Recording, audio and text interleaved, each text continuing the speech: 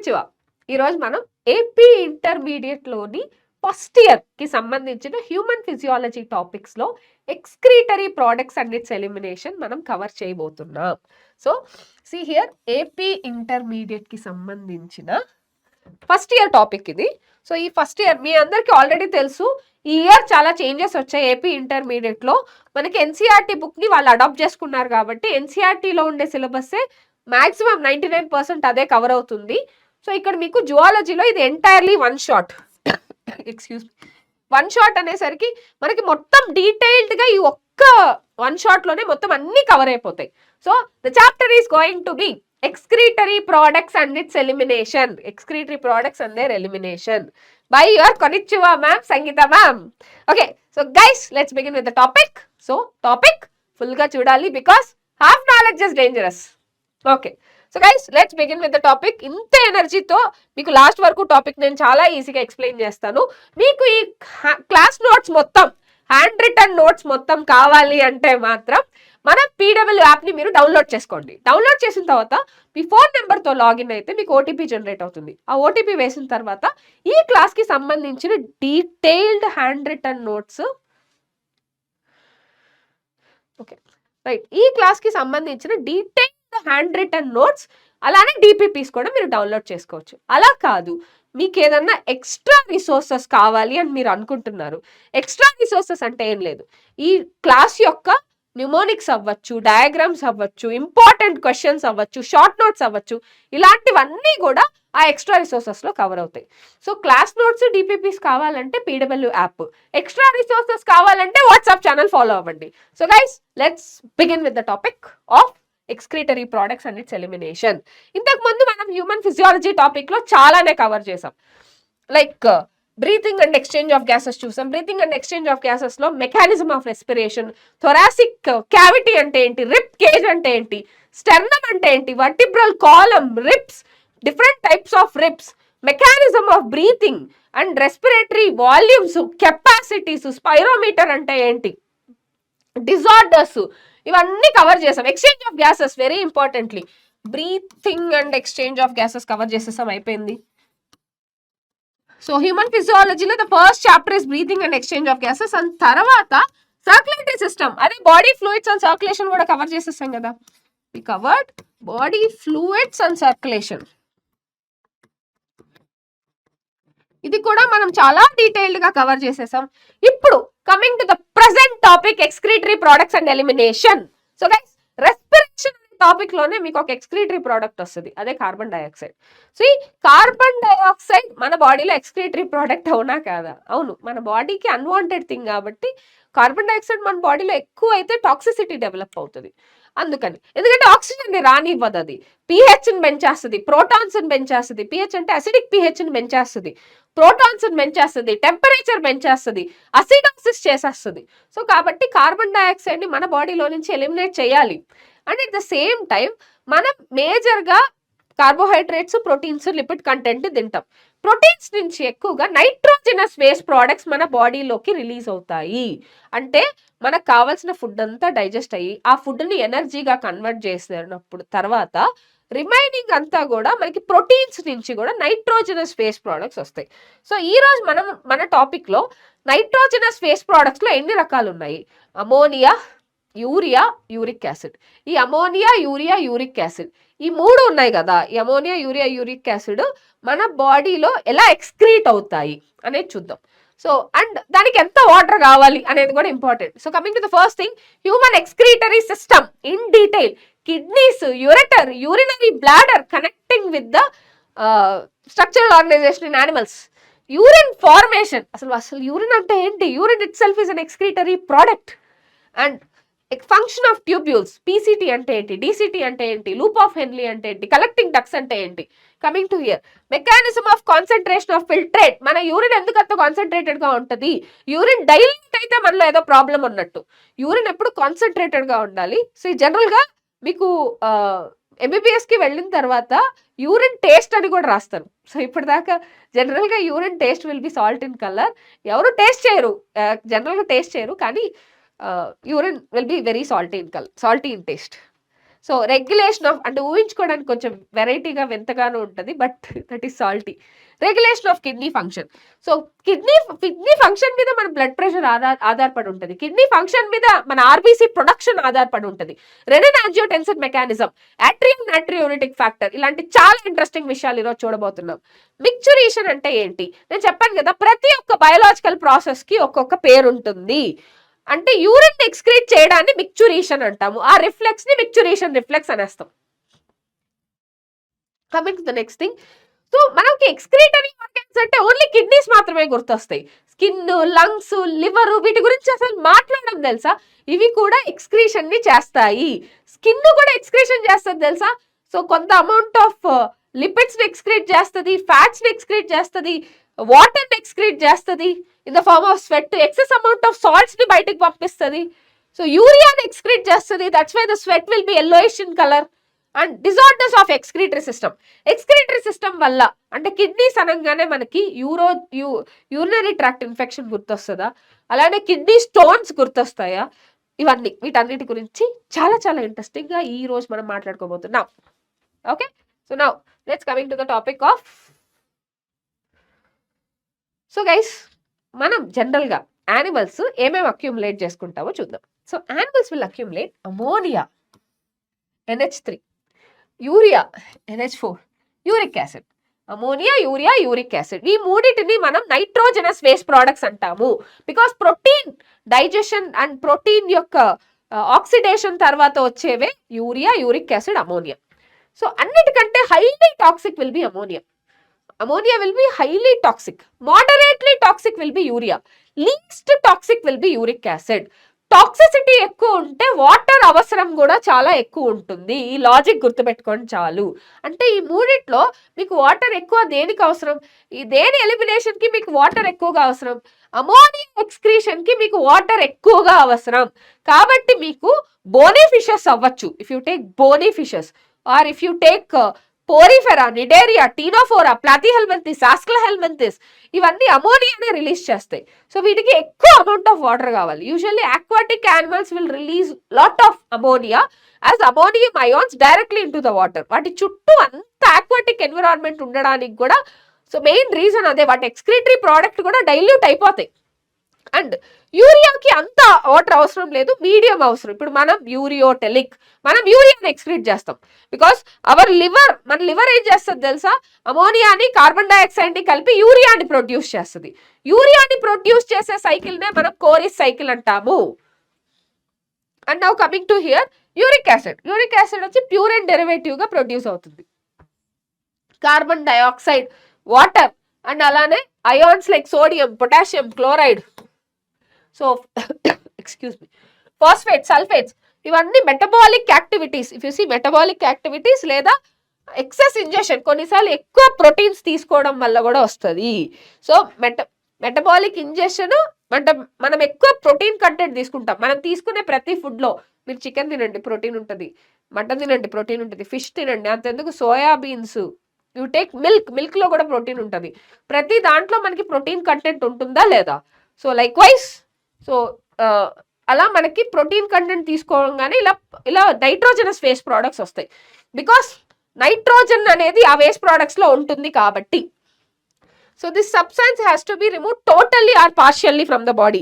ఈ nitrogenous waste products అనేది మన బాడీలో నుంచి పార్షియల్ గా అన్న టోటల్ గా అన్న రిమూవ్ చేయాల్సి వస్తుంది. మనం ఈ చాప్టర్ లో మెకానిజం ఆఫ్ ఎలిమినేషన్ గురించి మాట్లాడుకుందాం. అమోనియా, యూరియా, యూరిక్ యాసిడ్, ఇవన్నీ major forms of nitrogenous waste products excreted by the animals. Ammonia is most toxic form అన్నమాట. అన్నిటికంటే హైలీ టాక్సిక్ ఫార్మ్ ఏది అంటే ammonia. Large amounts of water కావాలి దీనికి. సో దీని ఎలిమినేషన్ కోసం మనకి చాలా అమౌంట్ ఆఫ్ వాటర్ కావాలి. వెరస్ యూరిక్ యాసిడ్ కి అయితే least toxic. So and can be removed with minimum loss of water. చాలా తక్కువ అమౌంట్ ఆఫ్ వాటర్ లాస్ సరిపోతుంది. అందుకే మీకు బల్లులు, ఇన్సెక్ట్స్, ఇవన్నీ ల్యాండ్ స్నేల్స్, ఇవన్నీ యూరిక్ యాసిడ్ ని రిలీజ్ చేస్తాయి తెలుసా?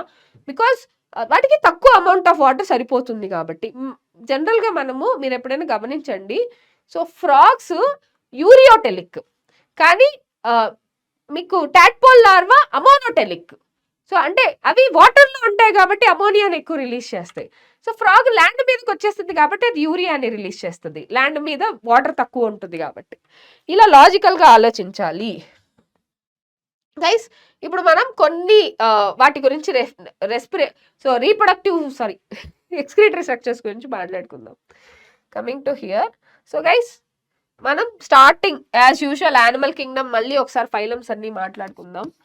Porifera, cnidaria, ctenophora, ప్లాటీహెల్మింథస్,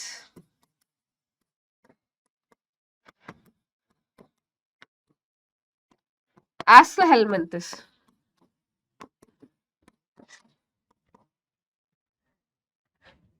ఎన్నెలిడా, arthropoda, echinodermata, Hemichordata,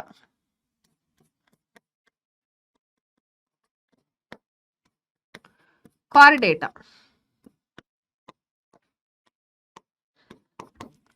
got it? So coming to here, పోరిఫెరాకి ఎటువంటి ఎక్స్క్రీటరీ ఆర్గాన్స్ లేవు, ఎక్స్క్రీటరీ సెల్స్ లేవు. సో వాటర్ కెనాల్ సిస్టమ్ దీంట్లో కూడా వాటర్ కెనాల్ సిస్టమే ఎక్స్క్రీషన్ చేసేస్తుంది, water canal system. Coming to here, నిడేరియాలో టీనోఫోరాలో కూడా diffusion method, simple diffusion method, body wall నుంచి సింపుల్ డిఫ్యూజన్ మెథడ్ లోనే జరిగిపోతుంది. Simple diffusion from body wall.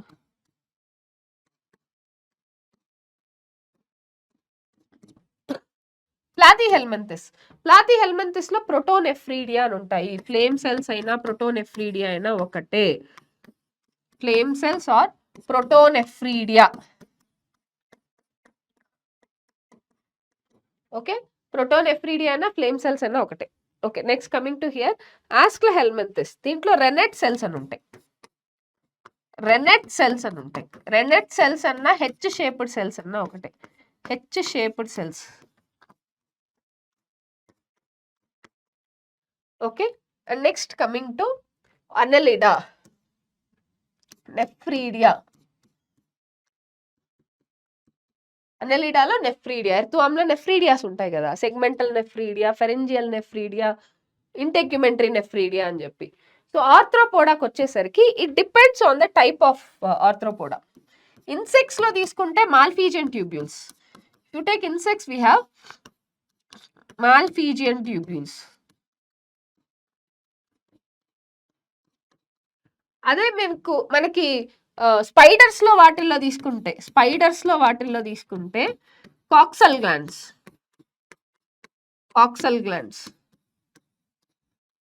Okay, అలాగే గ్రీన్ గ్లాండ్స్ అంటాం. ప్రాన్స్, లోబ్స్టర్స్ లో, పర్టికులర్ గా ప్రాన్స్ లో తీసుకుంటే యాంటెన్నరీ గ్లాండ్స్ లేదా గ్రీన్ గ్లాండ్స్ అంటారు. ఓకే, ఇకైనోడర్మేటాలో అసలు ఎక్స్క్రీటరీ సిస్టమే లేదు. అది క్లియర్ గా మనకి యానిమల్ కింగ్డమ్ లో కూడా ఇచ్చారు. Echinodermata is devoid of excretory system. కానీ ఇకైనోడర్మేటాలో ఎక్స్క్రీషన్ ఎలా జరుగుద్ది? వాటర్ వాస్కులర్ సిస్టమ్ ద్వారా జరుగుద్ది.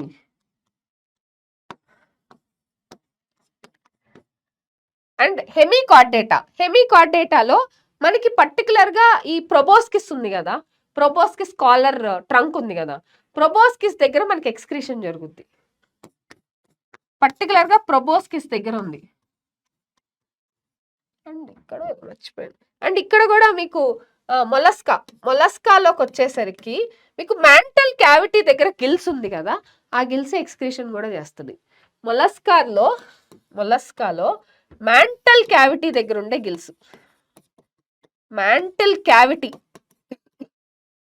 గిల్స్, అవే ఎక్స్క్రీషన్ కూడా చేస్తాయి. అండ్ నెక్స్ట్ కమింగ్ టు కార్డేటాలోకి వచ్చేసరికి కిడ్నీస్ వచ్చేస్తాయి మనకి మేజర్గా. సో ఇంతే, ఇవి గుర్తుపెట్టుకొని చాలు. మళ్ళీ ఒకసారి కావాలంటే మీకోసం రిఫ్రెష్ చేస్తాను, ఒకసారి చూడండి నాన్న. అండ్ కొన్ని ఎక్స్టెండెడ్ స్టేట్మెంట్స్ కూడా చెప్తాను. Porifera, water canal system. And cnidaria ctenophora, simple diffusion from the body wall. Platyhelminthes flame cells లేదా దాన్ని ప్రోటోనెఫ్రీడియా అంటారు. ఆస్క్లోహెల్మింథస్ రినెట్ సెల్స్ లేదా H shaped cells. Coming to the next part, అన్నెలిడాకి వచ్చేసరికి nephridia, మనకి septal nephridia, inter segmental nephridia, integumentary nephridia అని చాలా ఉంటాయి. అండ్ ఆర్థ్రోపోడా, ఇన్సెక్ట్స్ లో అయితే మాల్ఫీజియన్ ట్యూబ్యూల్స్, స్పైడర్స్ లో అయితే కాక్సల్ గ్లాండ్స్, ప్రాన్స్ తీసుకుంటే గ్రీన్ గ్లాండ్స్ లేదా యాంటెన్నరీ గ్లాండ్స్, మొలస్కాలు తీసుకుంటే మ్యాంటల్ క్యావిటీలో ఉండే ఫెదర్ గిల్స్ ఎక్స్క్రీషన్ ని కూడా చేస్తాయి. అండ్ వీటిల్లో మెటానెఫ్రీడియా కిడ్నీస్ కూడా ఉంటాయి మనకి. అండ్ కమింగ్ టు హియర్ ఎకైనోడర్మేటాలో అసలు ఎక్స్క్రీటరీ సిస్టమే లేదు. ఈ ఫర్ ఎకైనోడర్మేటా, ఈ for excretory system is absent. And దీంట్లో వాటర్ వాస్కులర్ సిస్టమే ఎక్స్క్రీషన్ కూడా చేసేస్తుంది. And coming to the next, హెమికార్డేటాలో ప్రొబోస్కిస్ దగ్గర ఉంటుంది ఎక్స్క్రీటరీ పోర్, అవి చేస్తుంది. అండ్ కమింగ్ టు హియర్ కార్డేటాలోకి వచ్చేసరికి కిడ్నీస్ వచ్చేస్తాయి. ఇప్పుడు మనం మ్యాటర్కి వెళ్దాము. ఇప్పుడు మీకు ఈజీగా అర్థమైపోద్ది చూడండి. నేను చెప్పాను కదా, హ్యూమన్ ఫిజియాలజీ దేన్నైనా తీసుకోండి, మీరు ఖచ్చితంగా యానిమల్ కింగ్డమ్ తో కనెక్ట్ చేయకుండా ముందుకెళ్ళొద్దు. యానిమల్ కింగ్డమ్ తో కనెక్ట్ చేసిన తర్వాత హ్యూమన్ ఎక్స్క్రీటరీ సిస్టమ్కి వచ్చేసేయండి. So coming to here, so మనకి వెరైటీ ఆఫ్ ఎక్స్క్రీటరీ స్ట్రక్చర్స్ ఉన్నాయి తెలుసా. ఇన్వర్టిబ్రేట్స్ లో తీసుకుంటే ఈ స్ట్రక్చర్స్ చాలా సింపుల్ ట్యూబులర్ గా ఉంటది. వర్టిబ్రేట్స్ లో తీసుకుంటే చాలా కాంప్లెక్స్ గా ఉంటది. That is none other than called kidneys.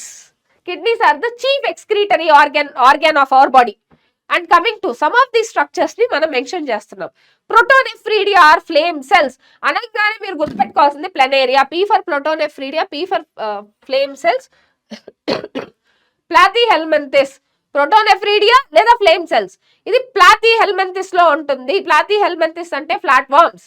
వీటిల్లోనే కాకుండా ప్రోటీఫెర్స్ లో, కొన్ని అనలిడ్స్ లో, అలానే సెఫలోకార్డేటాలో కూడా ఉంటుంది. సెఫలోకార్డేటాలో కూడా యాంఫియాక్సస్. సో సెఫలోకార్డేటాలోను అలానే ప్లాథిహెల్మింథస్ లోను మనకి ప్రోటోనెఫ్రీడియా ఎక్స్క్రీటరీ ఆర్గాన్ గా ఉంటది. ప్రోటోనెఫ్రీడియా వచ్చేసరికి అయానిక్ ఇంకా ఫ్లూయిడ్ వాల్యూమ్ రెగ్యులేషన్ కి హెల్ప్ చేస్తుంది, అంటే Osmo regulation. Okay, coming to here, nephridia అనేవి ట్యూబులర్ ఎక్స్క్రీటరీ స్ట్రక్చర్స్ అన్నమాట. సో అందాక చెప్పండి కదా, అనలిడాలో ఎర్త్వామ్ లో ఏముంటుంది ఎక్స్క్రీటరీ ఆర్గాన్, నెఫ్రీడియా. సో ఏదైనా సరే మీరు నేను చెప్పే protonephridia, nephridia, Malpighian tubules, renette cells, coxal glands, green glands, whatever you take, finally వాటి అవుట్పుట్ ఏంటి, ఆస్మో రెగ్యులేషన్. ఆస్మో రెగ్యులేషన్ అంటే ఏం లేదు, ఫ్లూయిడ్ బ్యాలెన్స్, అయానిక్ బ్యాలెన్స్ చేయాలి. అంటే మన బాడీలో ఎంత అమౌంట్ ఆఫ్ వాటర్ ఉండాలి, ఎంత అమౌంట్ ఆఫ్ అయాన్స్ ఉండాలి, ఎంత అమౌంట్ ఆఫ్ క్యాటయాన్స్ ఉండాలి, ఎంత అమౌంట్ ఆఫ్ యానయాన్స్ ఉండాలి అని చెప్పేదే ionic balance. And now next, cockroaches లో తీసుకుంటే మాల్ఫీజియన్ ట్యూబ్యూల్స్ ఉంటాయి. హైండ్ గట్టుకి మిడ్ గట్టుకి మధ్యలో, మిడ్ గట్టుకి లేదా హైండ్ గట్టుకి మధ్యలో 100 to 150 బ్లైండ్ మాల్ఫీజియన్ ట్యూబ్యూల్స్ ఉంటాయి. అవి ఎల్లో కలర్ లో ఉంటాయి. అవి ఏం చేస్తాయి అంటే హీమోసీల్ లో నుంచి మనకి ఎక్స్క్రీటరీ ప్రోడక్ట్స్ ని తీసుకొని వాటిని యూరిక్ యాసిడ్ గా కన్వర్ట్ చేసి దాన్ని హైండ్ గట్ ద్వారా ఎక్స్క్రీట్ అయ్యేలా చేస్తుంది in the form of pellets. Insects uric acid ని ఎక్స్క్రీట్ చేస్తాయి, బర్డ్స్ యూరిక్ యాసిడ్ ని ఎక్స్క్రీట్ చేస్తాయి, రెప్టైల్స్ యూరిక్ యాసిడ్ ని ఎక్స్క్రీట్ చేస్తాయి. గుర్తుపెట్టుకోండి. సో మాల్ఫీజియన్ ట్యూబ్యూల్స్ వచ్చేసరికి నైట్రోజనస్ వేస్ట్ ని రిమూవ్ చేస్తాయి.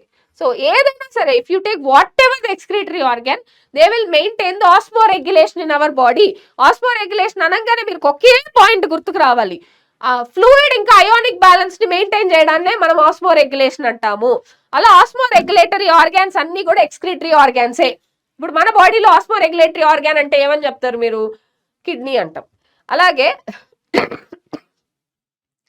అమీబాలో పారామీషియంలో ఆస్మో రెగ్యులేటరీ ఆర్గాన్ అంటే ఏమని చెప్తారు, కాంట్రాక్టైల్ వాక్యూల్ అని చెప్తాం. Like that.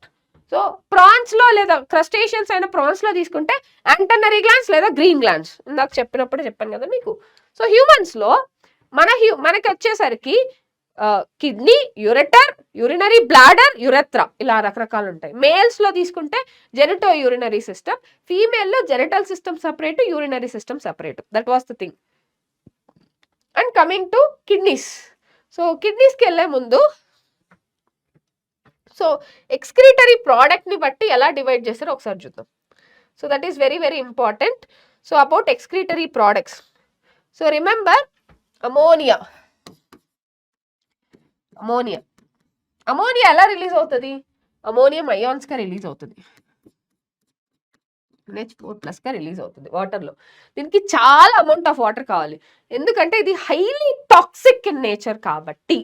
And coming to here, ఇక్కడికి వచ్చేసరికి ఒక లిస్ట్ వస్తుంది పెద్దది. పోరిఫెరా అవ్వచ్చు, పోరిఫెరా నుంచి invertebrates what ever you take, వాటర్లో ఉండేవన్నీ కూడా హెమికార్డేటా వరకు, పోరిఫెరా నుంచి హెమికార్డేటా వరకు ఇవన్నీ అమోనియం అయాన్స్ ని రిలీజ్ చేస్తాయి తెలుసా. All these things will release ammonia. Exception ఉంది దీనికి, sorry they have an exception. Mostly అమోనియానే రిలీజ్ చేస్తుంది, బట్ కొన్ని ఎక్సెప్షన్స్ తో పాటు మాట్లాడుకుందాం మనం. డైరెక్ట్ ఎక్సెప్షన్స్ ఇచ్చేస్తాను మీకు. Porifera, cnidaria, ctenophora, platyhelminthes, aschelminthes, అంటే ఆస్క్లహెల్మింథిస్ వరకు వేసుకోండి.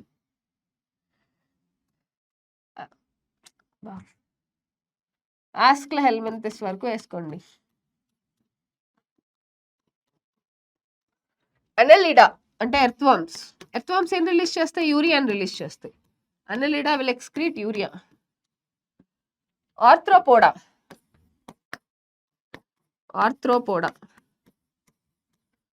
Uric acid. మళ్ళీ mollusca, mollusca will be of ammonia. వాటర్లో ఉంటాయి కదా ఎక్కువ. Uric acid, sorry ammonia. Ammonia particular గా ల్యాండ్ స్నేల్స్ యూరిక్ యాసిడ్ గుర్తుపెట్టుకోండి. పర్టికులర్ గా ల్యాండ్ స్నేల్స్ అమోనియా. అమోనియా దీంట్లో కూడా particularly land snails, land snails uric acid. Got it? So అలానే మీకు మళ్ళీ కొన్ని ఇప్పుడు reptiles, insects, birds, land snails, ఇది యూరిక్ యాసిడ్ ని రిలీజ్ చేస్తాయి యాజ్ ఎక్స్క్రీటరీ ప్రోడక్ట్. ఎందుకంటే వాటర్ తక్కువ కావాల్సి వస్తుంది కాబట్టి అండ్ లీస్ట్ టాక్సిక్ కాబట్టి యూరిక్ యాసిడ్ ని రిలీజ్ చేస్తాయి. ఇలా కాకుండా కార్టిలేజినస్ ఫిషెస్, కార్టిలేజినస్ ఫిషెస్, ఇలా ఫిషెస్ ని సపరేట్ చేసి అడిగారు అనుకోండి, కార్టిలేజినస్ ఫిషెస్ యూరియాని రిలీజ్ చేస్తాయి. బోనీ ఫిషెస్, బోనీ ఫిషెస్ అమోనియాని రిలీజ్ చేస్తాయి. Got it? So cartilaginous fishes ఎక్కువగా యూరియాని రిలీజ్ చేస్తాయి, బోనీ ఫిషెస్ అమోనియాని రిలీజ్ చేస్తాయి. ఇంకా ఫ్రాగే తీసుకోండి. ఇఫ్ యూ టేక్ ఫ్రాగ్, ఫ్రాగ్లో మీకు రెండు, tadpole larva, adult frog. Tadpole larva ammonia, tadpole ammonia. Adult frog వచ్చేసరికి you go with adult frog, adult frog వచ్చేసరికి యూరియాని రిలీజ్ చేస్తుంది. ఓకే, ఇంకా మనకు తెలిసిందే రెప్టేలియా, ఏవ్స్, ఈ రెండు కూడా యూరిక్ యాసిడ్నే రిలీజ్ చేస్తాయి. మ్యామల్స్, మ్యామల్స్ యూజువల్గా యూరియాని రిలీజ్ చేస్తాయి. Mammals usually will release urea which is medium toxic. So urea ఎక్కడ ప్రొడ్యూస్ అవుతుంది? Urea will be produced by liver, by urea cycle. Urea will be produced by liver. Okay, and urea will be excreted by kidneys. So ఈ రెండు difference గుర్తుపెట్టుకోండి. Excreted by kidneys.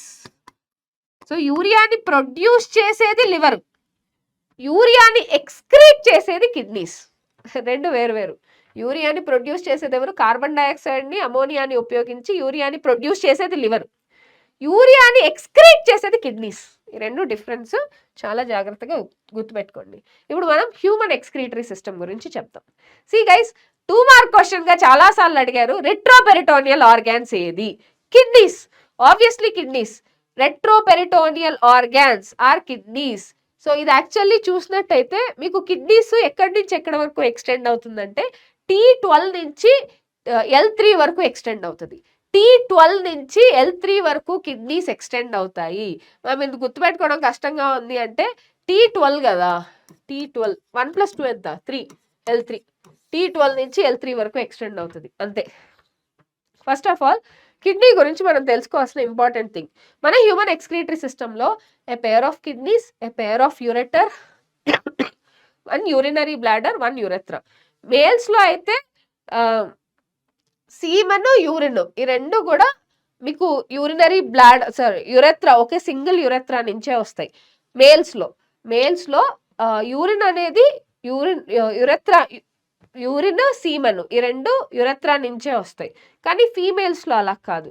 ఫీమేల్స్లో యూరిన్కి separate passage and అలానే vagina అనేది separate passage.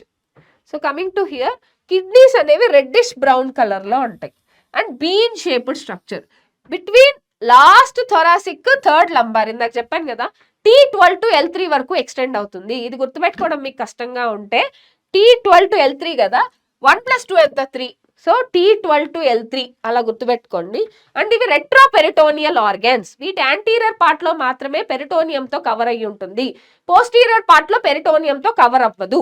So that's why we call the kidneys as retroperitoneal organs. Very important 2 mark question.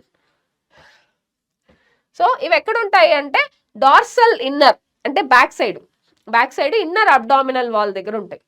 Coming to each adult kidney length ఎంత అంటే 10 to 12 centimetres పొడుగు, దాంట్లో సగం width 5 to 7 centimetres width, 2 to 3 centimetres thickness, with an average weight of 120 to 170 grams.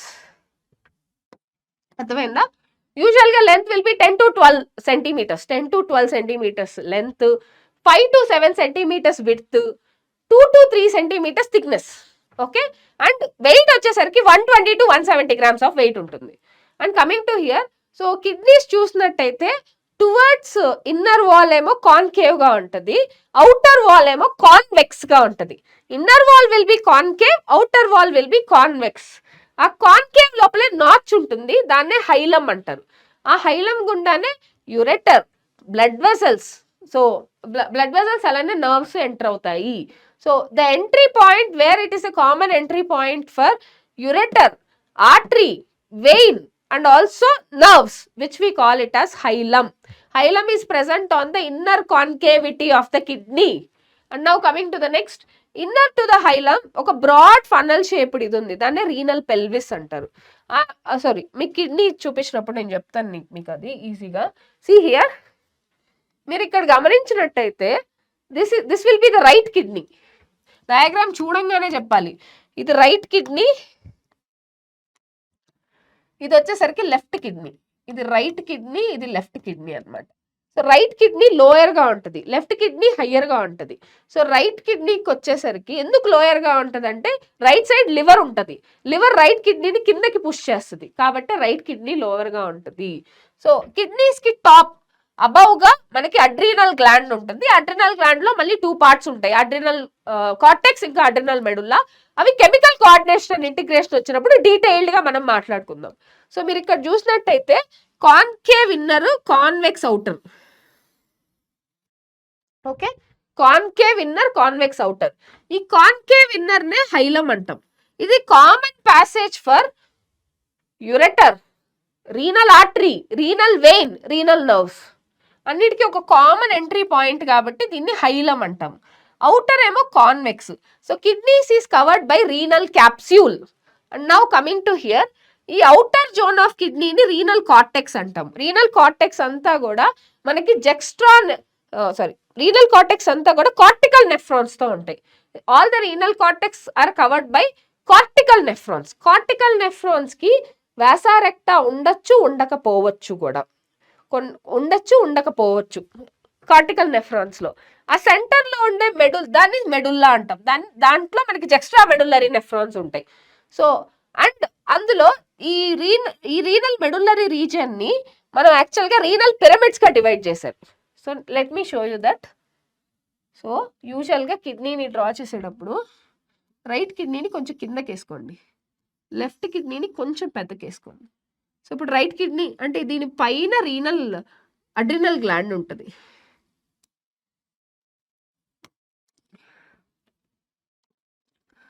So ఈ కిడ్నీని cover చేస్తూ renal capsule ఉంది.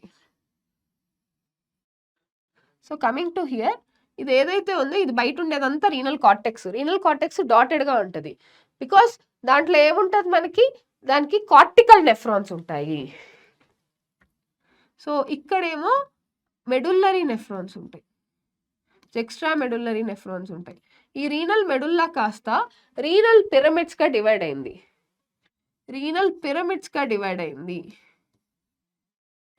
Okay, it is divided into renal pyramids.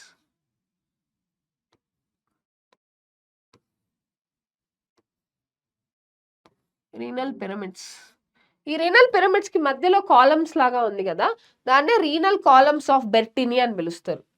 So and next coming to here, ఇదంతా dotted గా ఉంటుంది, ఇదంతా renal cortex, ఇందులోనే cortical nephrons ఉంటాయి. So ఇది రీనల్ మెడుల్లా. ఈ రీనల్ మెడుల్లాలో ఎక్స్ట్రా మెడుల్లరీ నెఫ్రాన్స్ ఉంటాయి. ఇవన్నీ రీనల్ పిరమిడ్స్ అన్నమాట. రీనల్ పిరమిడ్స్ కి మధ్యలో ఉండేది రీనల్ కాలమ్స్ ఆఫ్ బెర్టిని. ఈ రీనల్ పిరమిడ్స్ కి పీక్ లో ఉండేదాన్ని రీనల్ పాపిల్లే అంటారు. ఈ రీనల్ పాపిల్లే దగ్గర మనకి ఇలా చిన్న చిన్న ప్యాసేజెస్ వస్తాయి. ఈ ప్యాసేజెస్ నే మనం రీనల్ క్యాలిసెస్ అంటారు. ఈ రీనల్ క్యాలిసెస్ అన్ని కలిసి ఒక రీనల్ పెల్విస్ ని ఫామ్ చేస్తుంది. ఇది రీనల్ పెల్విస్. ఆ రీనల్ పెల్విస్ కంటిన్యూవేషనే యురెటర్. ఆ రెండు యురెటర్లు, ఈ యురెటర్ లో కూడా మనకి ట్రాన్సిషనల్ ఎపిథీలియం ఉంటుంది. కాంపౌండ్ ఎపిథీలియంలో one of the type transitional epithelium ఉంటుంది. That will end up with urinary bladder తర్వాత మనకి యురెత్రా వస్తుంది. Urethra will be guarded by external urethral meatus and internal urethral meatus. Internal urethral meatus is not under our control, but external urethral meatus is under our control. So అర్థమైంది కదా మీకు? మళ్ళీ అర్థం కాకపోతే మళ్ళీ కూడా చెప్తాను ఒక్కసారి. సో కొంతమందికి ఇది ఏదో చాలా కన్ఫ్యూషన్ గా ఉంటుంది kidney structure. So this is the kidney which has అడ్రీనల్ gland with renal capsule. And now we have the renal cortex. Renal cortex is dotted with cortical nephrons. Renal cortex is dotted with cortical nephrons. This is renal medulla. We have this renal pyramid. ఇక్కడ extra medullary nephrons ఉంటాయి. ఈ renal pyramids మధ్యలో ఉండేది renal columns of బెర్టిని. So ఇక్కడ renal క్యాలిసెస్ వస్తాయి, అంటే సన్న సన్న ప్యాసేజెస్ వస్తాయి, వాటిని రీనల్ క్యాలిసెస్ అంటారు. ఈ రీనల్ క్యాలిసెస్ అన్ని కలిస్తే రీనల్ పెల్విస్ వస్తుంది. ఈ రీనల్ పెల్విస్ కంటిన్యూవేషనే యురెటర్ కంటిన్యూ అయ్యి యూరినరీ బ్లాడర్ లో కలుస్తుంది. ఓకే, మీకు ఇప్పుడు అర్థమైంది కదా? ఇప్పుడు మనం the structure and functional unit of kidneys గురించి మాట్లాడుకుందాం. This is the entire diagram of the kidney. We have the right kidney and left kidney. We have adrenal gland and we have renal artery which will be entering the kidney, renal vein which will be coming out of the kidney, and this is dorsal aorta. Renal artery in turn is a branch of dorsal aorta, and this would be inferior vena cava. Renal vein will join to inferior vena cava, and the longitudinal section of kidney is divided into renal cortex and renal medulla, and this is urinary bladder. This urinary bladder will be having detrusor muscle inside that, which is a smooth muscle, and inside the urinary bladder we have compound epithelium that we otherwise called as transitional epithelium. When you stretch the urinary bladder, the shape of the cells will be changed. The transitional epithelium is present in ureter also, and this is urethra. So in males it is genitourinary in nature, because that is a common passage for semen and also urine. But females, we have a separate urethra and separate vagina. So ఇప్పుడు మనం detailed గా అన్ని points cover చేద్దాం. So coming to ఇప్పుడు నేను మాట్లాడిందే ఇక్కడ ఉంటుంది, మళ్ళీ చూడండి. So outer layer of kidney tough capsule ఉంటుంది, ఇది గుర్తుపెట్టుకోండి. Renal capsule is tough. Inside the kidney 2 zones ఉన్నాయి, అవుటర్ కార్టెక్స్, ఇన్నర్ మెడుల్లా. మెడుల్లాని మళ్ళీ ఎలా డివైడ్ చేశారంటే ఫ్యూ కోనికల్ మాసెస్ గా డివైడ్ చేశారు. అదే మెడుల్లరీ పిరమిడ్స్. దేంట్లో ప్రొజెక్ట్ అవుతున్నాయి? క్యాలిసెస్ అనే చిన్న చిన్న ప్యాసేజెస్ లోపలికి ప్రొజెక్ట్ అవుతున్నాయి. సో సింగులర్ అయితే క్యాలిక్స్, క్యాలిసెస్ వచ్చేసరికి plural. So coming to here, cortex వచ్చేసరికి రీనల్ పిరమిడ్స్ మధ్యలోకి వెళ్తుంటది, దాన్నే రీనల్ కాలమ్స్ ఆఫ్ బెర్టిని అని పిలుస్తాం. ఒక్కొక్క కిడ్నీలో nearly 1 million of tubular structures ఉంటాయంట. అదే nephrons. The structural and functional unit of kidney is none other than nephron. Okay, so next coming to here, each nephron has 2 parts. ఒకటి glomerulus part, ఇంకొకటి renal tubule. Glomerulus అంటే Greek లో అర్థం ఏంటంటే ఏదో దారాలకు ముడులేసినట్టు ఉంటుంది. అది గ్లోమెరులస్ అంటే అదే అర్థం, దారాలకు ముడులేసినట్టు ఉంటుంది, నాట్స్ వేసినట్టు ఉంటుంది అనమాట. ట్యూబ్యూల్స్ అనేవి క్లియర్ గా కనిపిస్తుంటుంది స్ట్రైట్ గా. సో గ్లోమెరులస్ అంటే ఏంటో కాదు, tuft of capillaries. Afferent arteriole, efferent arteriole లో మధ్యలో ఉండే టఫ్ట్ ఆఫ్ క్యాపిలరీస్ ని గ్లోమెరులస్ అంటారు. అండ్ బ్లడ్ గ్లోమెరులస్ నుంచి లోపలికి వెళ్ళి, గ్లోమెరులస్ లో అఫరెంట్ ఆర్టీరియోల్ ద్వారా లోపలికి వెళ్ళి ఇఫరెంట్ ఆర్టీరియోల్ ద్వారా బయటికి వస్తుంది. నేను మీకు డయాగ్రామ్ తో చూపిస్తాను. సో రీనల్ ట్యూబ్యూల్ వచ్చేసరికి, okay, first of all the structural and functional unit of kidney వేసేద్దాం, అదే నెఫ్రాన్.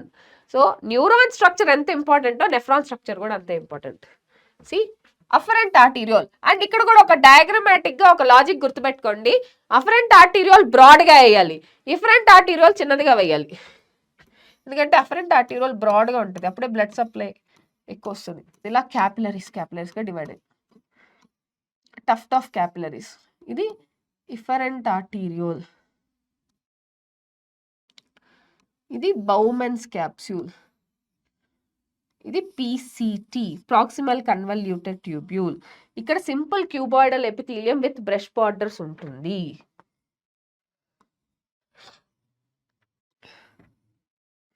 సో ఇది థిన్ సెగ్మెంట్, దీని తర్వాత ఇక్కడ థిక్ సెగ్మెంట్ వస్తుంది, మళ్ళీ థిన్ సెగ్మెంట్ వచ్చి ఇక్కడ డీసీటీ వస్తుంది. ఈ డీసీటీ కాస్త కలెక్టింగ్ ట్యూబ్యూల్స్ లోపలికి వెళ్ళిపోతుంది. ఈ కలెక్టింగ్ ట్యూబ్యూల్స్ కాస్త కలెక్టింగ్ డక్స్ లోకి వెళ్తాయి. అర్థమైందా? సో ఇప్పుడు మనం మాట్లాడుకుందాం ఒకదాని తర్వాత ఒకటి. So this is glomerulus. ఈ టఫ్ట్ ఆఫ్ క్యాపిలరీస్ నే మనం గ్లోమెరులస్ అంటాం. దీన్ని అఫరెంట్ ఆర్టీరియోల్ అంటారు, దీన్ని ఇఫరెంట్ ఆర్టీరియోల్ అంటారు. Efferent arteriole. ఓకే, ఇది అఫరెంట్ ఆర్టీరియోల్, ఇది ఇఫరెంట్ ఆర్టీరియోల్. ఈ మధ్యలో ఏదైతే ఉందో అది టఫ్ట్ ఆఫ్ క్యాపిలరీస్, దీన్నే మనం గ్లోమెరులస్ అంటాం. రిమెంబర్, హైడ్రోస్టాటిక్ ప్రెషర్ మెయింటైన్ చేయడానికి ఈ అఫరెంట్ ఆర్టీరియోల్ డైలేటెడ్ గా ఉంటుంది, ఇఫరెంట్ ఆర్టీరియోల్ కన్స్ట్రిక్టెడ్ గా ఉంటుంది. అండ్ నెక్స్ట్ ఇది ఏదైతే ఉందో దీన్ని బౌమెన్స్ క్యాప్సూల్ అంటాం. ఇది double walled cup like structure, Bowman's capsule. So actually entire nephron ని 2 పార్ట్స్ గా డివైడ్ చేశారు. ఒకటి గ్లోమెరులస్, ఇంకొకటి రీనల్ ట్యూబ్యూల్. గ్లోమెరులస్ వచ్చేసరికి అఫరెంట్ ఆర్టీరియోల్ తో స్టార్ట్ అవుతుంది, ఇఫరెంట్ ఆర్టీరియోల్ తో ఎండ్ అవుతుంది. రీనల్ ట్యూబ్యూల్ వచ్చేసరికి బౌమెన్స్ క్యాప్సూల్ నుంచి స్టార్ట్ అవుతుంది. This is PCT proximal convoluted tubule. ఇందులోనే మైక్రోవిల్లై ఉండే క్యూబాయిడల్ ఎపిథీలియం ఉంటుంది, simple cuboidal epithelium with microvilli, దాన్ని బ్రష్ బార్డర్స్ అంటాము. This is called loop of Henle, descending limb of loop of Henle, descending limb of loop of Henle. ఇది ascending limb of loop of Henle. Okay, and ఇది thin segment of descending limb of loop of Henle, ఇది thick segment of descending limb of loop of Henle. ఇది DCT. డీసీటీలో కూడా మీకు simple cuboidal epithelium with brush borders ఏ ఉంటుంది. ఇది collecting ducts, collecting tubule, finally collecting ducts వస్తాయి, collecting ducts. Got it? So ఇది నెఫ్రాన్ యొక్క structure. So glomerulus plus Bowman's capsule కలిపి మాల్ఫీజియన్ కార్పస్క్యూల్ అంటారు. ఓకే నానా, మాల్ఫీజియన్ బాడీ వేరు, మాల్ఫీజియన్ కార్పస్క్యూల్ వేరు. మాల్ఫీజియన్ బాడీ అనేసరికి మాల్ఫీజియన్ ట్యూబ్యూల్స్ వేరు, మాల్ఫీజియన్ ట్యూబ్యూల్స్ వేరు, మాల్ఫీజియన్ బాడీ వేరు. మాల్ఫీజియన్ ట్యూబ్యూల్స్ కాక్రోచ్ లో వస్తుంది, మాల్ఫీజియన్ బాడీ లేదా మాల్ఫీజియన్ కార్పస్క్యూల్స్ ఇక్కడే వస్తుంది. So glomerulus plus Bowman's capsule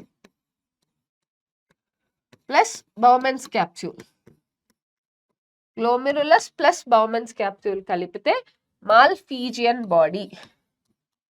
Malpighian body అంటారు. Got it? ఐ హోప్ మీకు ఇప్పుడు క్లారిటీ వచ్చేస్తుంది డీటెయిల్డ్గా. ఇక్కడ చూడండి, renal tubule will begin with double walled cup like structure. దాన్ని ఏమంటాం?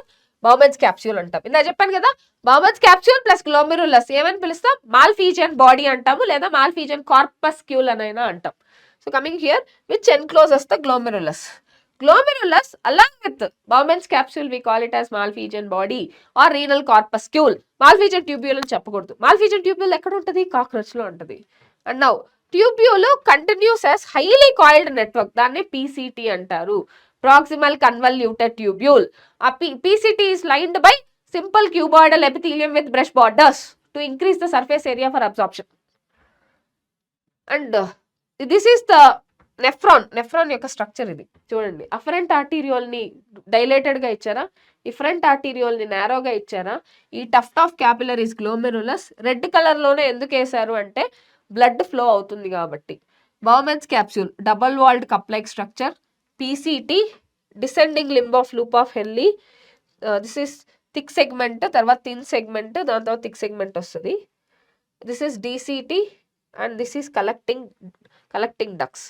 సో ఇది ఏదైతే ఉందో దీన్ని పెరివాస్కులర్ ట్యూబ్యూల్స్ అంటారు.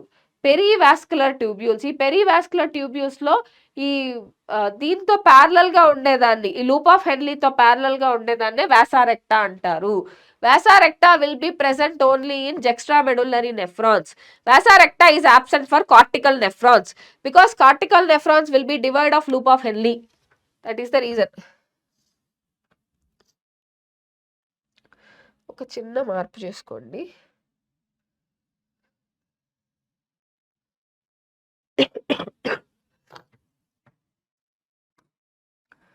తిక్కు తిన్.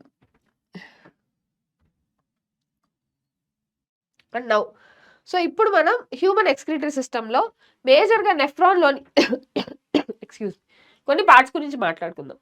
లూప్ ఆఫ్ హెన్లీ అనేది ఏంటి? ఒక హెయిర్ పిన్ లాంటి స్ట్రక్చర్ అనమాట. దాంట్లో రెండు పార్ట్స్ ఉంటాయి, descending limb of loop of Henle and ascending limb of loop of Henle. Ascending limb of loop of Henle will be continued as highly coiled tubular region. దాన్నే DCT అంటారు, distal convoluted tubule. DCT of many nephrons will open into collecting ducts. చాలా nephrons యొక్క DCTs కలిసి ఒక collecting duct లోపలికి open అవుతుంది. So ఆ collecting duct నుంచి ఎక్కడికి వెళ్తుంది? రీనల్ పెల్విస్ లోకి వెళ్తుంది. ఆ రీనల్ పెల్విస్ కాస్త రీనల్ పెల్విస్ ఎలా ఓపెన్ అవుతాయి అంటే, యూజువల్ గా కలెక్టింగ్ డక్ట్స్ అన్ని కూడా క్యాలిసస్ లో ఓపెన్ అవుతాయి. ఆ క్యాలిసస్ అన్ని కలిసి రీనల్ పెల్విస్ లో ఓపెన్ అయ్యి రీనల్ పెల్విస్ నుంచి యూరిటర్కి వెళ్తుంది. ఓకే, ఇప్పుడు యూరిన్ ఫామ్ అవుతుంది నెఫ్రాన్ లో. ఫామ్ అయిన తర్వాత చాలా డీసీటీలు అన్ని కలిసి ఒక కలెక్టింగ్ డక్ట్ లో ఓపెన్ అవుతాయి. ఆ కలెక్టింగ్ డక్ట్ నుంచి ఎక్కడికి వెళ్తాయి? మనకి రీనల్ క్యాలిసస్ ద్వారా రీనల్ పెల్విస్ లోకి వెళ్తుంది యూరిన్. ఆ రీనల్ పెల్విస్ నుంచి యూరెటర్కి వెళ్తుంది, యూరెటర్ నుంచి యూరినరీ బ్లాడర్కి వెళ్తుంది. This is none other than the Malpighian body, renal corpuscle or Malpighian corpuscle. ఇది అఫరెంట్ ఆర్టీరియోల్ డైలేటెడ్ గా ఉంటుంది, ఇఫరెంట్ ఆర్టీరియోల్ కన్స్ట్రిక్టెడ్ గా ఉంటుంది. ఇది tuft of capillaries which is called glomerulus. ఇది double walled cup shaped structure called Bowman's capsule. So Malpighian corpuscle, PCT, DCT of nephron ఇవి ఎక్కడ ఉంటాయి అంటే కార్టికల్ రీజన్స్ లో ఉంటాయి. లూప్ ఆఫ్ హెన్లీ మాత్రం మెడుల్లరీ రీజన్స్ లో ఉంటాయి. So Malpighian corpuscle, PCT, DCT is present in cortical region of the nephron. Loop of Henle మాత్రం, when you take loop of Henle, that is only present in loop of Henle is present in medullary region. So majority of nephrons కి loop of Henle short గా ఉంటుంది, లేకపోతే కొంచెం medulla లోపలికి extend అవుతుంది. Majority of cortical nephrons కి అలానే ఉంటుంది. నెఫ్రాన్స్ ఎలా డివైడ్ చేసాం? 2 types గా డివైడ్ చేసాం కదా, cortical nephrons, extra medullary nephrons. So మీరు కొన్ని కార్టికల్ నెఫ్రాన్స్ ని తీసుకున్నారనుకోండి, దాంట్లో లూప్ ఆఫ్ హెన్లీ ఉంటే చాలా చిన్నదిగా ఉంటుంది, కొంచెమే మెడుల్లా లోపలికి ఎక్స్టెండ్ అవుతుంది. చాలా వాటిల్లో అయితే లూప్ ఆఫ్ హెన్లీనే ఉండదు. సో లూప్ ఆఫ్ హెన్లీ లేదు కాబట్టి కొన్నిట్లో మీకు వాసారెక్టా కూడా ఉండదు. Okay, so you don't find the vasa recta also. So these nephrons are called ఏదైతే there are some nephrons which have long loop of Henle deep into the medulla, వాటిని juxta medullary nephrons అంటారు. And next the efferent arteriole ఏదైతే glomerulus నుంచి బయటకు వస్తుందో అదొక fine capillary network ని form చేస్తుంది. దాన్నే పెరిట్యూబులర్ క్యాపిలరీస్ అంటారు. ఏ బ్లడ్ వెసల్ అయితే parallel to loop of Henle ఉంటుందో దాన్నే వాసారెక్టా అని పిలుస్తారు. వాసారెక్టా వచ్చేసరికి జనరల్ గా కార్టికల్ నెఫ్రాన్స్ లో ఉండదు, ఉన్నా చాలా హైలీ రెడ్యూస్డ్ గా ఉంటది. కానీ జెక్స్ట్రా మెడుల్లరీ నెఫ్రాన్స్ అన్నిట్లోనూ వాసారెక్టా ఉండే ఛాన్స్ ఎక్కువగా ఉంటుంది. యూరిన్ ఫార్మేషన్, అసలు యూరిన్ ఎలా ఫామ్ అవుద్ది? Filtration, ultrafiltration. ఇది కూడా ఫిల్ట్రేషన్ అంటే నార్మల్ ఫిల్ట్రేషన్ కాదు. So ultrafiltration, tubular reabsorption, tubular secretion, okay, finally urine formation. So ఇలా 3 స్టెప్స్ లో జరుగుద్ది. యూరిన్ ఫార్మేషన్ లో 3 మెయిన్ స్టెప్స్ ఉంటాయి: glomerular filtration, tubular reabsorption and tubular secretion. These are the 3 main elements for urine formation. గుర్తుపెట్టుకోండి, glomerular filtration, tubular reabsorption, tubular secretion. 70% of the filtrate is reabsorbed in PCT. చాలా వందల competitive exams లో అడిగిన question ఇది. 70% of the reabsorption takes place in PCT. So ఎప్పుడైతే first step of urine formation ఏంటంటే blood ని filter చేయడం. So ఇవి బ్లడ్ అనేది అఫరెంట్ ఆర్టీరియోల్ ద్వారా వెళ్ళి గ్లోమెరులస్ లోపలికి వెళ్ళి ఇఫరెంట్ ఆర్టీరియోల్ ద్వారా బయటకు వచ్చేస్తుంది. సో ఈ గ్లోమెరులస్ దగ్గర ఏం జరుగుతుందంటే RBC, WBC, platelets, plasma proteins ఇవేవి ఫిల్టర్ అవ్వవు. ఓన్లీ లిక్విడ్ కంపోనెంట్ మాత్రమే ఫిల్టర్ అయ్యి బౌమెన్స్ క్యాప్సూల్లో పడుతుంది. సో యాక్చువల్లీ ఇక్కడ ఉండే మెంబ్రేన్ ఏమంటామంటే ఫిల్ట్రేషన్ మెంబ్రేన్ అంటాం. ఈ గ్లోమెరులార్ ఫిల్ట్రేషన్ లో సో బ్లడ్ ఎన్ని లేయర్స్ ని పాస్ అవుతుంది అంటే, సో మీరు ఇక్కడ చూసినట్టయితే ఆన్ అండ్ యావరేజ్ ఒక కిడ్నీకి కార్డియాక్ అవుట్పుట్ లో నుంచి 1/5 ఆఫ్ ద బ్లడ్ కిడ్నీస్కి వెళ్ళాలి. 1/5 ఆఫ్ ద బ్లడ్ అంటే ఎంత? Cardiac output is 5000 ml. 5000 ml అంటే 5 లీటర్స్. 5 లీటర్స్ లో ఒకటో శాతం అంటే ఒకటో వంతు. అలా కరెక్ట్ గా చెప్పాలంటే 1/5 అంటే కార్డియాక్ అవుట్పుట్ లోని ఒకటో వంతు కిడ్నీస్కి వెళ్ళాలి. అంటే 1100 నుంచి 1200 ml కిడ్నీస్కే వెళ్తుంది. ఓకే, ఫర్ ఎవ్రీ 1 minute కి ఫర్ ఎవ్రీ 1 minute కి కార్డియాక్ అవుట్పుట్ లోని ఒకటో వంతు కిడ్నీస్కి వెళ్ళాలి. అంటే ఒక నిమిషానికి మనకి 5 లీటర్ల బ్లడ్ హార్ట్ నుంచి పంప్ చేస్తుంటే దాంట్లో ఒకటో వంతు అంటే ఒక లీటర్ అంటే 1100 నుంచి 1200 ml వరకు కిడ్నీస్కే వెళ్తుంది. సో ఈ 3 లేయర్స్ ని పాస్ చేయాలి: endothelium of glomerular blood vessels, epithelium of Bowman's capsule, basement membrane. ఇలా మొత్తం 3 లేయర్స్ ని ఫామ్ చేస్తుంది. దీన్నే ఫిల్ట్రేషన్ మెంబ్రేన్ అంటాము. ఇలాంటిది మీకు లంగ్స్ లో కూడా ఉంటుంది, దాన్ని డిఫ్యూజన్ మెంబ్రేన్ అంటారు. ఇక్కడ వీటిని ఫిల్ట్రేషన్ మెంబ్రేన్ అంటారు. So epithelial cells of Bowman's capsule ఏదైతే ఉందో దాన్ని పోడోసైట్స్ అని పిలుస్తారు. ఓకే, అర్థమైందా? The epithelial cells of Bowman's capsule we call it as podocytes. అవి ఇలా ఉంటాయి అన్నమాట. ఆ వాటర్ ఫ్లూయిడ్ కంటెంట్ ఏదైతే ఫిల్టర్ అవ్వాలో అది ఎండోథీలియం నుంచి, బేస్మెంట్ మెంబ్రేన్ నుంచి కరెక్ట్ గా ఈ పోడోసైట్స్ నుంచి ఎస్కేప్ అయిపోయి బయటకు వచ్చేస్తాయి. So epithelial of Bowman's capsule is called podocytes. ఇది ఇంటిగ్రేట్ మేనర్ గా అరేంజ్ అయి ఉంటాయి. అరేంజ్ అయ్యి కొన్ని మైన్యూట్ స్పేసెస్ ని వదిలేస్తుంది. కాబట్టి ఈ ఫిల్ట్రేషన్ స్లిట్ లో నుంచి ఇప్పుడు ఫిల్టర్ ఉంది. సో ఇప్పుడు నేను ఇందులో ఏదన్నా పోసాను అనుకోండి, ఫర్ ఎగ్జాంపుల్ ఏమన్నా పోస్తే ఆ స్లిట్స్ లో నుంచి ఇప్పుడు ఇక్కడ హోల్స్ ఉన్నాయనుకోండి, ఆ హోల్స్ లో నుంచి ఇందులో ఉండే ఫ్లూయిడ్ అంతా బయటకు వచ్చేస్తుందా లేదా? అదే జరిగేది. సో అది లూమెన్ ఆఫ్ బౌమెన్స్ క్యాప్సూల్ లో పడుతుంది. ఈ ప్రాసెస్ ని మనం అల్ట్రా ఫిల్ట్రేషన్ అంటారు. సో పర్ మినిట్ మనకి కలెక్ట్ అయ్యే ఫిల్ట్రేట్ ని జిఎఫ్ఆర్ అంటారు, juxta glomerular filtration rate. What is GFR? Glomerular filtration rate, GFR. What is GFR? Glomerular filtration rate. ఒక హెల్తీ అడల్ట్ కి గ్లోమెరులార్ ఫిల్ట్రేషన్ రేట్ ఎంత ఉంటుందంటే 125 ml per minute. అదే ఒక రోజుకి కౌంట్ చేస్తే అది 180 litres per day. Glomerular filtration rate ఒక హెల్తీ నార్మల్ ఇండివిజువల్ కి 125 ml per minute ఉంటుంది. అంటే దీన్ని మీరు ఎలా ఊహించవచ్చు తెలుసా? సో కిడ్నీస్ కి టోటల్ గా కార్డియాక్ అవుట్పుట్ లో నేను మీకు ఒక క్యాలిక్యులేషన్ చెప్తాను ఉండండి. సో యూజువల్గా కార్డియాక్ అవుట్పుట్ ఎంత?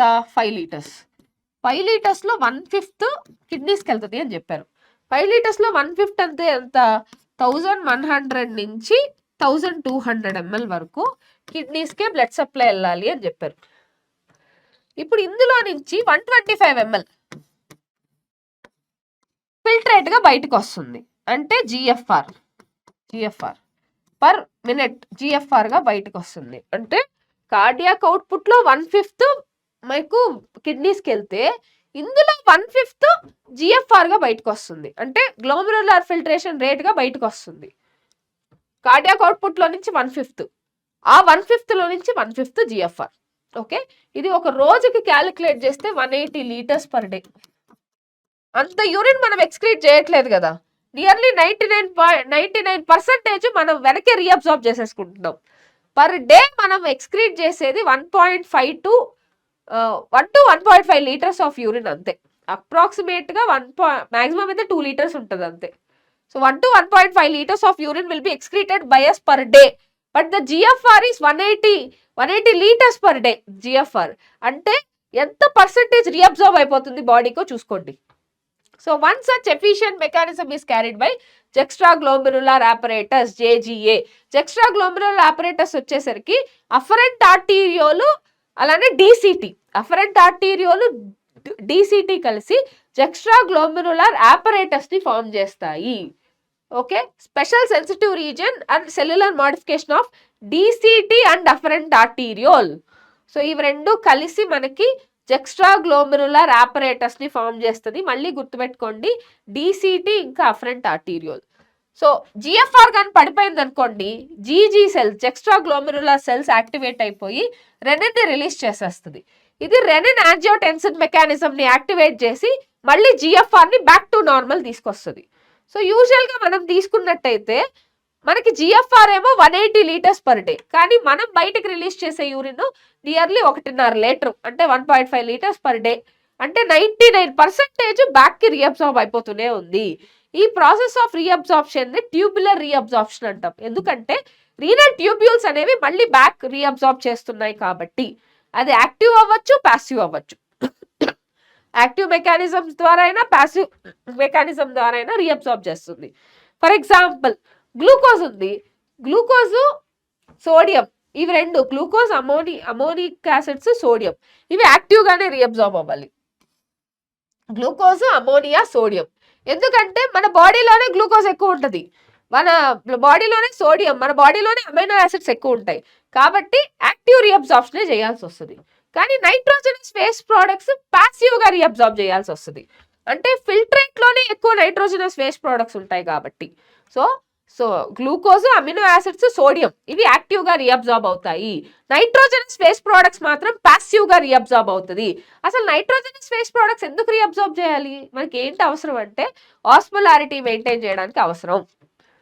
సో రీఅబ్జార్ప్షన్ ఆఫ్ వాటర్ కూడా ప్యాసివ్గానే జరుగుద్ది ఇనిషియల్ సెగ్మెంట్స్లో. యూరిన్ ఫార్మేషన్ అనేది కొన్ని వాటిని సెక్రేట్ చేస్తుంది. వేటిని అంటే protons, potassium and ammonia into the filtrate, వీటిని సెక్రీట్ చేస్తుంది. ట్యూబులర్ సెక్రీషన్ అనేది యూరిన్ ఫార్మేషన్ లో చాలా ఇంపార్టెంట్ స్టెప్ తెలుసా, ఎందుకంటే యాసిడ్ బేస్ బ్యాలెన్స్ ని మెయింటైన్ చేస్తుంది కాబట్టి. మీకు చాలా సింపుల్ గా ఒక లాజిక్ చెప్తాను, గుర్తుపెట్టుకోండి. ఇప్పుడు బౌమెన్స్ క్యాప్సూల్ ఉంది కదా, ఈ బౌమెన్స్ క్యాప్సూల్లో మీరు తీసుకోండి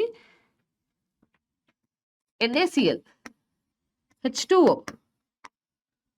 okay, so NaCl, H2O reabsorb అవుతాయి, అర్థమైందా? గ్లూకోజ్ రీఅబ్జార్బ్ అవుతుంది, అమినో యాసిడ్స్ రీఅబ్జార్బ్ అవుతాయి, ఓన్లీ సోడియం రీఅబ్జార్బ్ అవుతుంది,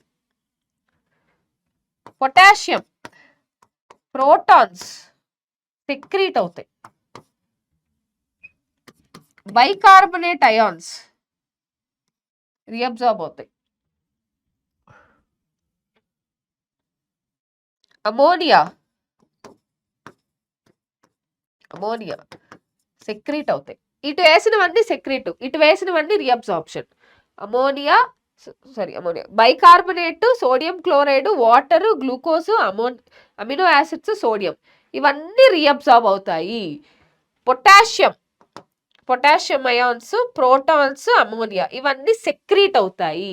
పీసీటీలో కానీ డీసీటీలో కానీ ఇదే జరుగుతుంది, గుర్తుపెట్టుకోండి. ఇవన్నీ దేనికోసం మేడం అంటే ఆస్మోలారిటీని మెయింటైన్ చేయడం కోసం, అంటే అయోనిక్ ఇంకా వాటర్ బ్యాలెన్స్ ని మెయింటైన్ చేయడం కోసం.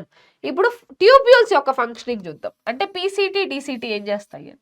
పీసీటీకి వచ్చేసరికి simple cuboidal epithelium with brush borders తో లైన్ అయి ఉంటాయి, ఎందుకంటే సర్ఫేస్ ఏరియా ఆఫ్ అబ్జార్ప్షన్ పెరగాలి కాబట్టి. So nearly 70-80% of the electrolytes and water, 70-80% of the electrolytes water ఈ పీసీటీలోనే రీఅబ్జార్బ్ అయిపోద్ది. పీసీటీ మెయిన్గా దేనికోసం అంటే పీహెచ్ని మెయింటైన్ చేయడానికి, అయానిక్ బ్యాలెన్స్ని మెయింటైన్ చేయడానికి, అంటే ఇండైరెక్ట్గా ఆస్మో రెగ్యులేషన్ చేయడానికనే కదా దాని అర్థం. సో సెలెక్టివ్ సెక్రేషన్ చేస్తాయి. ఏమేమి సెలెక్టివ్గా సెక్రీట్ చేస్తాయి ఇవి? హైడ్రోజన్ని సెక్రీట్ చేస్తాయి, ఎందుకంటే అసిడోసిస్ ఉండకూడదు కదా. అమోనియాని సెక్రీట్ చేస్తాయి, టాక్సిసిటీ ఉండకూడదు కదా. అలానే బైకార్బోనేట్ని రీఅబ్జార్బ్ చేసుకుంటాయి. బైకార్బోనేట్ని రీఅబ్జార్బ్ చేసుకుంటే usually if they reabsorb the bicarbonate అసిడోసిస్ని తగ్గించవచ్చు, అంటే ఆల్కలినిటీని ప్రమోట్ చేయొచ్చు. అంటే బ్లడ్ పీహెచ్ని మెయింటైన్ చేయొచ్చా లేదా?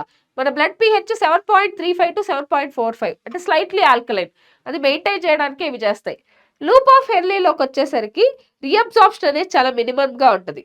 ఈ రీజియన్లో maintenance of high osmolarity, medullary ఇంటర్స్టిషియంలో హై ఆస్మోలారిటీ అనేది ఎప్పుడు మెయింటైన్ అవుతుంది. ఆ హై ఆస్మోలారిటీ మెయింటైన్ అవ్వడానికి కలెక్టింగ్ డక్ట్స్ నుంచి యూరియాని రీఅబ్జార్బ్ చేసుకుంటాయి అవి. So descending limb of loop of Henle is permeable to water but not to electrolytes. Remember, this point is very very important. Descending limb of loop of Henle is permeable to only to water, not to electrolytes. Ascending limb of loop of Henle is permeable to electrolytes, not to water. So concentration of filtrate అనేది కిందకి వెళ్ళే కొద్దీ తగ్గుతూ వస్తుంది అనమాట. Concentration usual పెరుగుద్ది. Sorry, నేను మీకు అది ఎక్స్ప్లెయిన్ చేస్తాను మీకు ఒక్కసారి. So ascending limb is impermeable to water but allow the electrolytes actively or passively. So concentrated filter ఇది నేను మీకు చూపిస్తాను మీకు ఒక్కసారి. ఇక్కడ ఇది ఒకటి మాత్రం చూసుకోండి.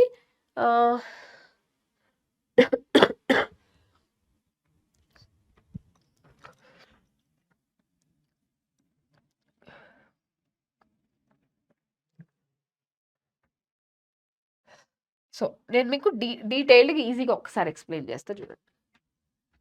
ఇప్పుడు అఫరెంట్ ఆర్టీరియోల్ గుండా బ్లడ్ వస్తుంది. ఇదేమో capillaries, glomerulus, stuffed of capillaries. ఇది ఇఫరెంట్ ఆర్టీరియోల్ కదా. సో దీన్ని ఏమంటాం మనం? గ్లోమెరులస్ అంట. గ్లోమెరులస్ దీన్ని ఏమంటాం? We call it as glomerulus. Glomerulus అంటే ఏముంది? అఫరెంట్ ఆర్టీరియోల్ ఉంది, ఇది గ్లోమెరులస్, ఇది ఇఫరెంట్ ఆర్టీరియోల్. ఇప్పుడు బౌమెన్స్ క్యాప్సూల్ వచ్చింది. సో అఫరెంట్ ఆర్టీరియోల్ దగ్గర అంటే సారీ ఈ ఫిల్ట్రేషన్ మెంబ్రెయిన్లో ఏముంటుంది మీకు? ఈ endothelium of capillaries, ground substance, అలానే podocytes of Bowman's capsule. So ఇక్కడ నుంచి పీసీటీ వస్తుంది. What is PCT? Proximal convoluted tubule which is lined by brush borders of ciliated కాదు, బ్రష్ బార్డర్ అంటే microvilli of simple cuboidal epithelium. Cilia వేరు, microvilli వేరు. అందుకే దీన్ని బ్రష్ బార్డర్స్ అని పిలిచారు. సీ హియర్,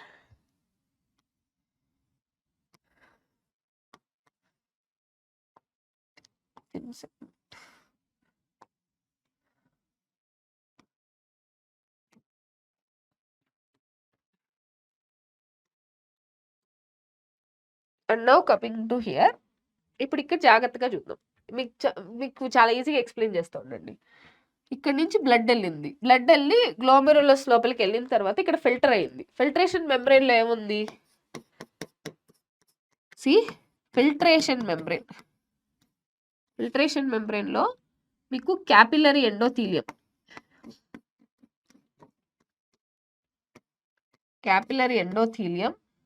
బేస్మెంట్ మెంబ్రెయిన్, ఇంకా దాని కింద పోడోసైట్స్ ఆఫ్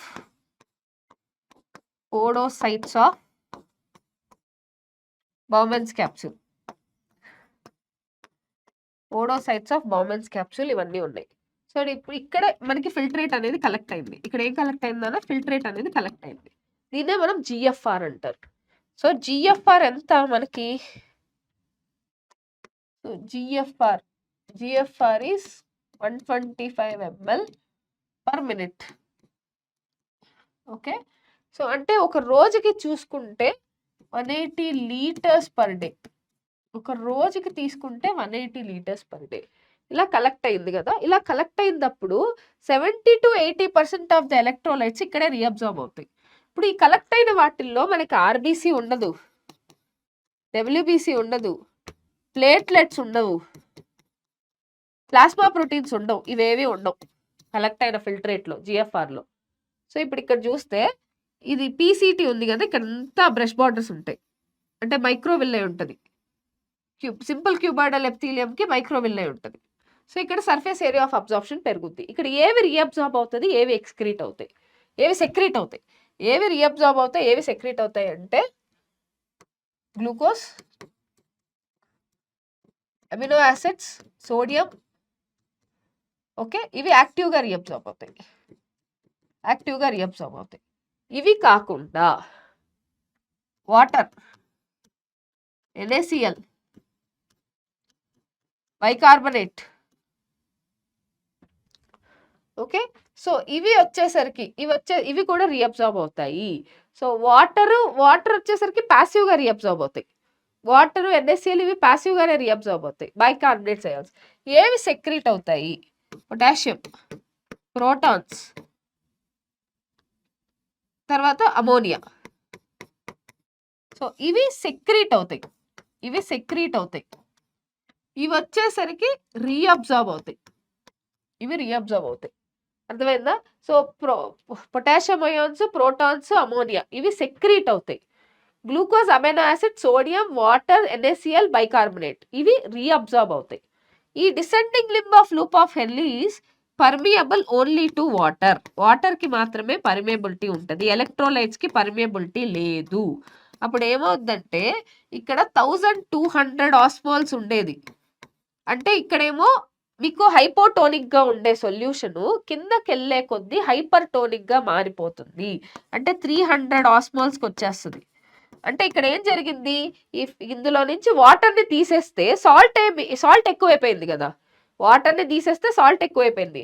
హైపోటోనిక్గా స్టార్ట్ అయినది కిందకు వచ్చేసరికి హైపర్టోనిక్గా మారిపోయింది. ఇప్పుడు ఈ ascending limb of loop of Henle is not permeable to water but only electrolytes. ఎలక్ట్రోలైట్స్కి మాత్రమే పర్మియబిలిటీ ఉంటుంది. సో కాబట్టి ఇక్కడ హైపర్టోనిక్గా ఉండేది, సారీ ఎక్స్క్యూజ్ మీ,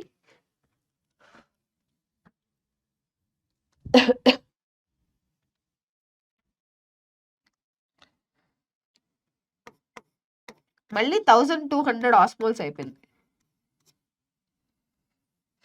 నేను నెంబర్స్ రివర్స్లో రాశాను, excuse me for this. Numbers రివర్స్లో రాశాను.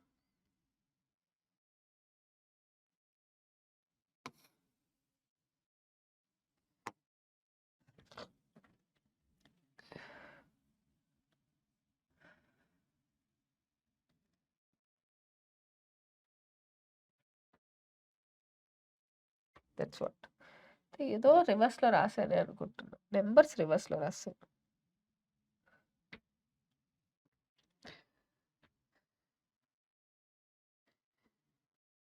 Just give me 1 second. Okay right, ఇక్కడేమో 300 ఉండేది, అంటే హైపోటోనిక్గా ఉండేది, ఇక్కడ వచ్చేసరికి 1200 అయింది. ఇక్కడ 1200గా ఉండేది ఇక్కడ 300గా మారింది. ఓకే, అంటే ఇక్కడ మీకు హైపోటోనిక్గా ఉంది చూడండి, ఇక్కడ హైపర్టోనిక్గా ఉంది. అంటే ఇక్కడ ఏం జరిగింది మనకి, ఇక్కడేమో హైపోటోనిక్గా ఉంది, 300 ఆస్మోల్స్ అంటే హైపోటోనిక్. ఇందులోంచి వాటర్ తీసేయడం వల్ల అది హైపర్టోనిక్ అయిపోయింది. ఇక్కడ ఏమైంది, ఇందులో నుంచి సాల్ట్ తీసేయడం వల్ల మళ్ళీ హైపోటోనిక్గా మారింది. మీకు అర్థమైందా? ఇప్పుడు ఇక్కడ నుంచి స్టార్ట్ చేసాం కదా మనం, అఫరెంట్ ఆర్టీరియోల్ నుంచి బ్లడ్ వచ్చి గ్లోమెరులస్ ద్వారా బ్లడ్కి వెళ్ళి మళ్ళీ మనకి RBC, WBC, platelets, plasma proteins అవన్నీ కూడా ఇఫరెంట్ ఆర్టీరియోల్ ద్వారా బయటికి వెళ్ళిపోయింది. ఇప్పుడు ఇక్కడ ఈ ఫిల్ట్రేషన్ మెంబ్రేన్ ఏదైతే ఉందో, endothelium of glomerulus, basement membrane, podocytes of Bowman's capsule, ఇక్కడ ఫిల్టర్ అయిన ఫిల్ట్రేట్ లో 70 to 80% ఆఫ్ ఎలక్ట్రోలైట్స్ పీసీటీనే తీసేసుకుంటది. ఏవి రీఅబ్జార్బ్ చేసుకుంటది అంటే ట్యూబులర్ రీఅబ్జార్ప్షన్ ద్వారా glucose, amino acids, sodium active reabsorption జరుగుతుంది. వాటర్, NaCl, బైకార్బోనేట్స్ ఇవి పాసివ్ గా రీఅబ్జార్బ్ అయిపోతాయి. So coming to here, potassium, protons, ఇంకా అమోనియా ఇవి వచ్చేసరికి సెక్రీట్ అవుతాయి దాంట్లోపలికి. Coming to descending limb of loop of Henle. Descending limb of loop of హెన్లీ is permeable to only water. And ఇక్కడ starting hypotonic గా start అయింది, అంటే 300 ఆస్మోల్స్ తో స్టార్ట్ అయింది. ఎండింగ్ వచ్చేసరికి 1200 ఆస్మోల్స్ అయింది, అంటే హైపర్ టోనిసిటీ వస్తుంది. ఎందుకు హైపర్ టోనిసిటీ వస్తుంది? Because it is permeable only to water, it is impermeable to salts. మళ్ళీ ఇక్కడ ascending limb of loop of హెన్లీకి వచ్చేసరికి it is permeable to salts but not permeable to water. అంటే ఇందులో నుంచి సాల్ట్ తీసేసాం, అంటే వాటర్ మిగిలింది ఎక్కువగా, అంటే అది మళ్ళీ ఆస్మోలారిటీ తగ్గిపోయింది. సో ఇప్పుడు ఇక్కడికి వచ్చేసరికి సేమ్ ఇక్కడ జరిగినట్టే ఇక్కడ కూడా ఉంటుంది. వాటర్, NaCl, బైకార్బోనేట్ ఇవన్నీ రీఅబ్జార్బ్ అయిపోతాయి. ఇంకా potassium ions, protons, ammonia secret అయిపోద్ది. సో ఇక్కడ నుంచి ఇక్కడ హైపర్ ఆస్మోలారిటీ మెయింటైన్ చేయడానికి, దీన్ని మెడుల్లరీ ఇంటర్స్టిషియం అంటారు. ఇక్కడ హైపర్ ఆస్మోలారిటీ మెయింటైన్ చేయడానికి యూరియాని తీసుకుంటుంది. ఇక్కడ నుంచి కలెక్టింగ్ డక్ట్స్ నుంచి యూరియాని తీసుకుంటుంది. ఓకే, ఇక్కడికి వచ్చేసరికి మనకి ఇక్కడ యాక్చువల్లీ కండిషన్డ్ రీఅబ్జార్ప్షన్ కూడా జరుగుద్ది.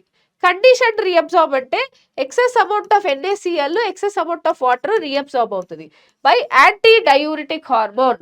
ఆల్డోస్టిరాన్ యాంటీ డయూరిటిక్ హార్మోన్ ద్వారా excess amount of water, excess amount of NaCl ని తీసుకోవడం వల్ల ఫైనల్ గా మనకు వచ్చేది కాన్సన్ట్రేటెడ్ యూరిన్ గా బయటికి వస్తుంది. సో ఇప్పుడు మీకు క్లారిటీగా అర్థమవుతుంది. ఈ డయాగ్రామ్ చూడండి. ఇప్పుడు ప్రోటాన్స్ మన బాడీకి బైకార్బోనేట్స్ వల్ల మన బ్లడ్ ఆల్కలినిటీని మెయింటైన్ చేస్తుంది, కాబట్టి మనం రీఅబ్జార్బ్ చేసుకోవాలి. అండ్ 180 లీటర్స్ లో మాక్సిమం వాటరే కదా ఉంటుంది. మనము వాటర్ని తీసుకోవాలంటే ఫస్ట్ సాల్ట్ని తీసుకోవాలి. సాల్ట్ని తీసుకుంటేనే ఆటోమేటిక్గా వాటర్ వస్తుంది. దీన్ని సింపుల్గా కావాలనుకోండి, మీరు జస్ట్ ఉప్పుని నోట్లో వేసుకోండి. ఒక స్పూన్ ఆఫ్ ఉప్పుని నోట్లో వేసుకుంటే ఆటోమేటిక్గా మీరు వాటర్ తాగేస్తారు.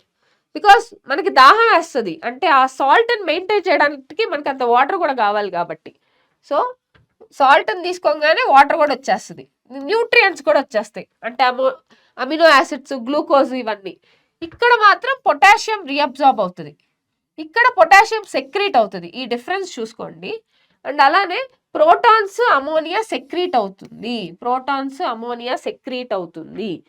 అండ్ ఇక్కడ సేమ్ NaCl రీఅబ్జార్బ్ అవుద్ది, వాటర్ రీఅబ్జార్బ్ అవుద్ది, బైకార్బోనేట్స్ రీఅబ్జార్బ్ అవుతాయి సేమ్. కాకపోతే ఇక్కడ పొటాషియం, ప్రోటాన్స్, అమోనియా వచ్చేసరికి సెక్రీట్ అవుతాయి.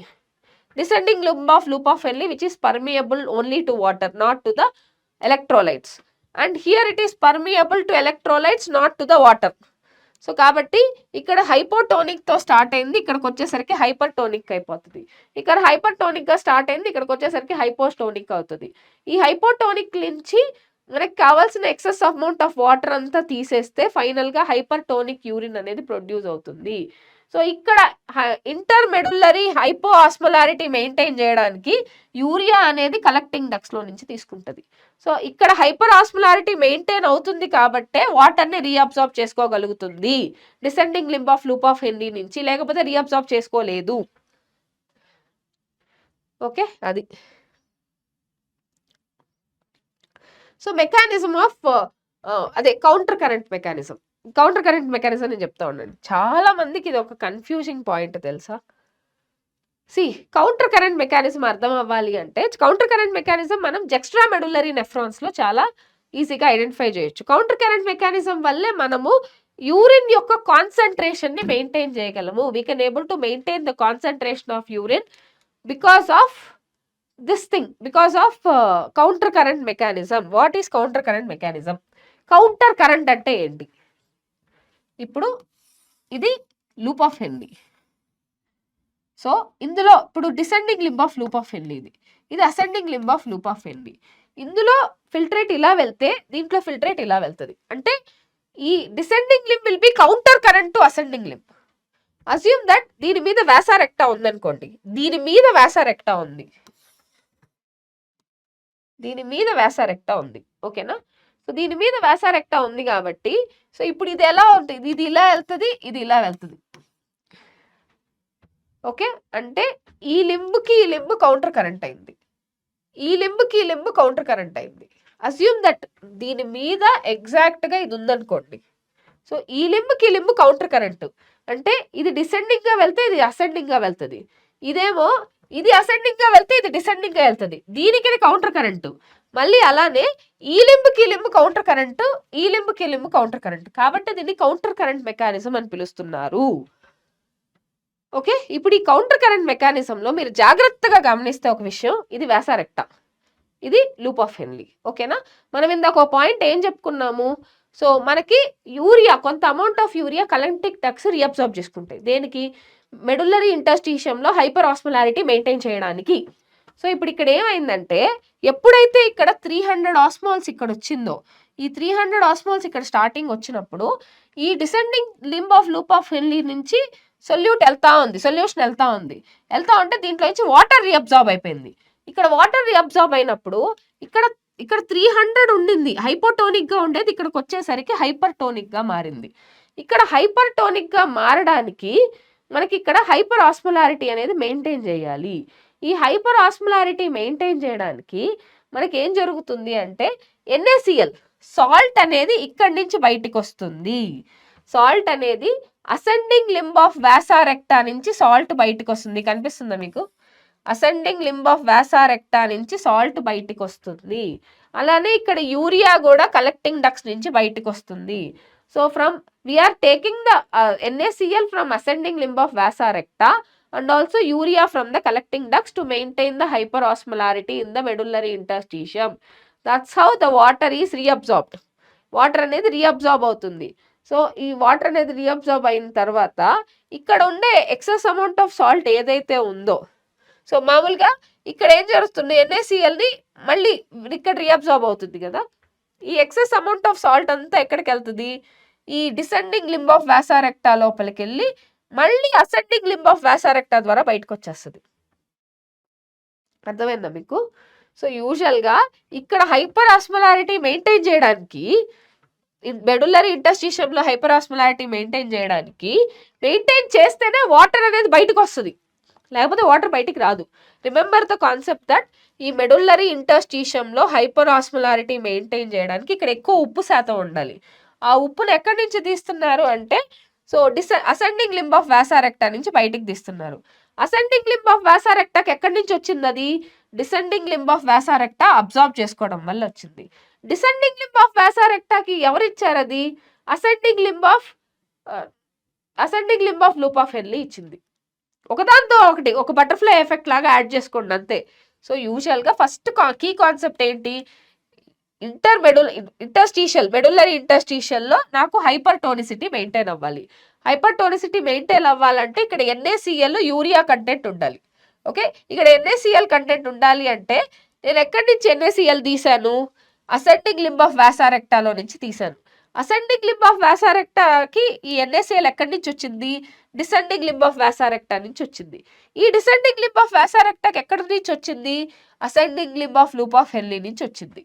సో ఫైనల్గా ఇక్కడ హైపర్ ఆస్మోలారిటీ మెయింటైన్ చేయడం వల్ల ఈ descending limb of loop of Henle నుంచి వాటర్ని రీఅబ్జార్బ్ చేసుకొని ఇక్కడ హైపోటోనిసిటీ ఉండేదాన్ని కిందకు వచ్చేసరికి హైపర్ టోనిసిటీగా మెయింటైన్ చేశాను. అంటే యూరిన్ కాన్సన్ట్రేటెడ్గా చేయడానికి ఈ కౌంటర్ కరెంట్ మెకానిజం అనేది చాలా చాలా హెల్ప్ అవుతుంది.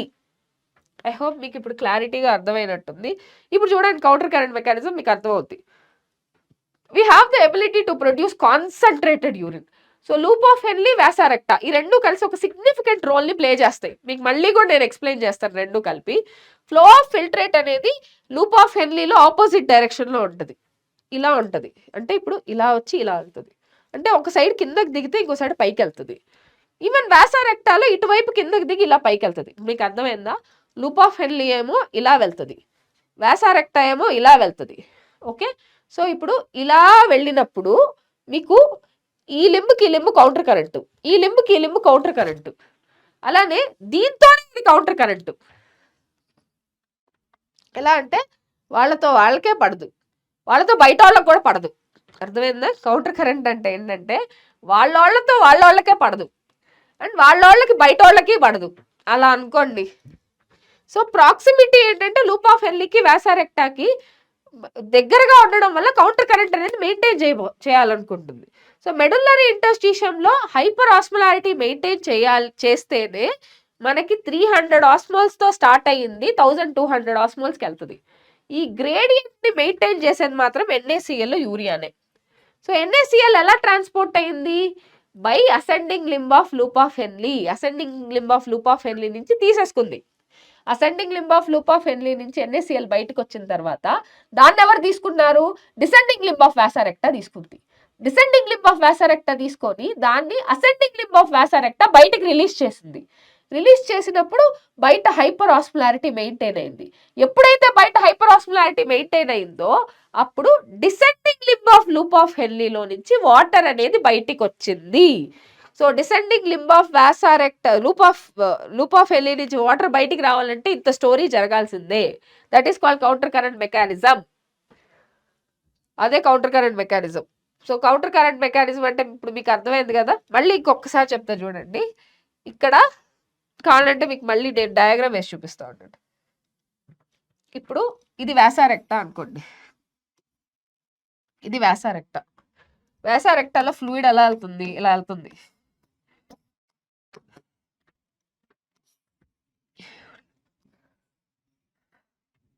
ఇది వచ్చేసరికి loop of Henle. Loop of హెన్లీలో ఇలా వెళ్తుంది. ఇది 300తో స్టార్ట్ అయింది. ఇది 1200. ఇది మళ్ళీ 300తో ఎండ్ అయింది. ఇది 300తో స్టార్ట్ అయింది. ఇది 1200. మళ్ళీ 300తో ఎండ్ అయింది. ఓకే, ఇది వ్యాసారెక్టా. ఇది అర్థమైతే ఈజీ మీకు. ఇది లూప్ ఆఫ్ హెన్లీ.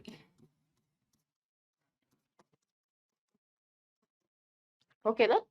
సో ఇందులో చూడండి, ఇప్పుడు ఇక్కడ నుంచి సోడియం బయటకు వచ్చింది. అసలు దీనికి సోడియం ఎలా వచ్చింది? ఇలా వచ్చింది. ఇది రీఅబ్జార్బ్ చేసుకోవడం వల్ల వచ్చింది సోడియం. NaClని ఇది రీఅబ్జార్బ్ చేసుకుంది. ఈ NaCl దీనికి ఎలా వచ్చింది అంటే ఇక్కడి నుంచి వచ్చింది. ఇక్కడి నుంచి NaCl ఇలా వచ్చింది. అర్థం చేసుకోండి. ఈ ascending limb of loop of హెన్లీ NaCl బయటికి ఇవ్వడం వల్ల ఈ NaClని ఎవరు తీసుకున్నారు? డిసెండింగ్ లింబ్ ఆఫ్ వ్యాసారెక్టా తీసుకుంది. ఈ డిసెండింగ్ లింబ్ ఆఫ్ వ్యాసారెక్టా తీసుకున్నది అసెండింగ్ లింబ్ ఆఫ్ వ్యాసారెక్టా బయటికి రిలీజ్ చేసింది. సో ఈ బయటికి రిలీజ్ చేసిన తర్వాత దీంతో పాటు ఇక్కడ కలెక్టింగ్ డక్ట్స్లో నుంచి కూడా యూరియా బయటికి వచ్చింది. ఫైనల్గా వీటన్నిటి వల్ల ఇక్కడ హైపర్ ఆస్మోలారిటీ పెరిగింది. మెడుల్లరీ ఇంటర్స్టిషియం ఈ స్పేస్ అంతా హైపర్ ఆస్మోలారిటీ పెరగడం వల్ల ఇక్కడ వాటర్ అనేది రీఅబ్జార్బ్ అయిపోగలిగింది. అర్థమైందా? సో దానివల్ల ఇక్కడ హైపోటోనిక్ ఉండేది కిందకు వచ్చేసరికి హైపర్ టోనిక్ అయ్యింది.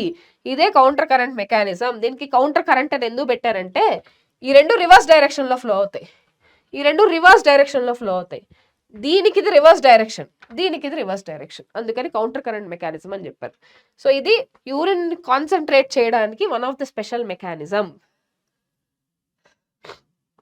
ఇప్పుడు అర్థమైందా?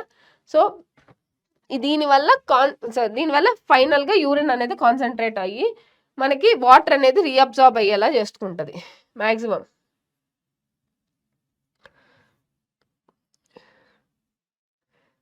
Now next talk about regulation of kidney function. So kidney function చాలా ఎఫెక్టివ్గా మోడరేట్ అవ్వాలి. మనము హార్ట్ ఇంపార్టెంట్ అనుకుంటాం కానీ కిడ్నీ చాలా చాలా ఇంపార్టెంట్. కిడ్నీ కానీ సరిగ్గా పనిచేయలేదనుకోండి బాడీలో టాక్సిక్ మెటీరియల్స్ పెరిగిపోయి మన బాడీ విషపూరితం అయిపోద్ది. సో అందుకే కిడ్నీ డోనార్స్ ఈజీగా దొరుకుతారు, కానీ కిడ్నీ కానీ డయాలసిస్ ఇప్పుడు డోనార్ దొరికే వరకు డయాలసిస్ చేసుకుంటూనే ఉండాలి తెలుసా. సో చాలామంది కిడ్నీ ఫెయిల్ అయ్యి చనిపోయిన వాళ్ళే ఎక్కువ ఉంటారు హార్ట్ కంటే కూడా.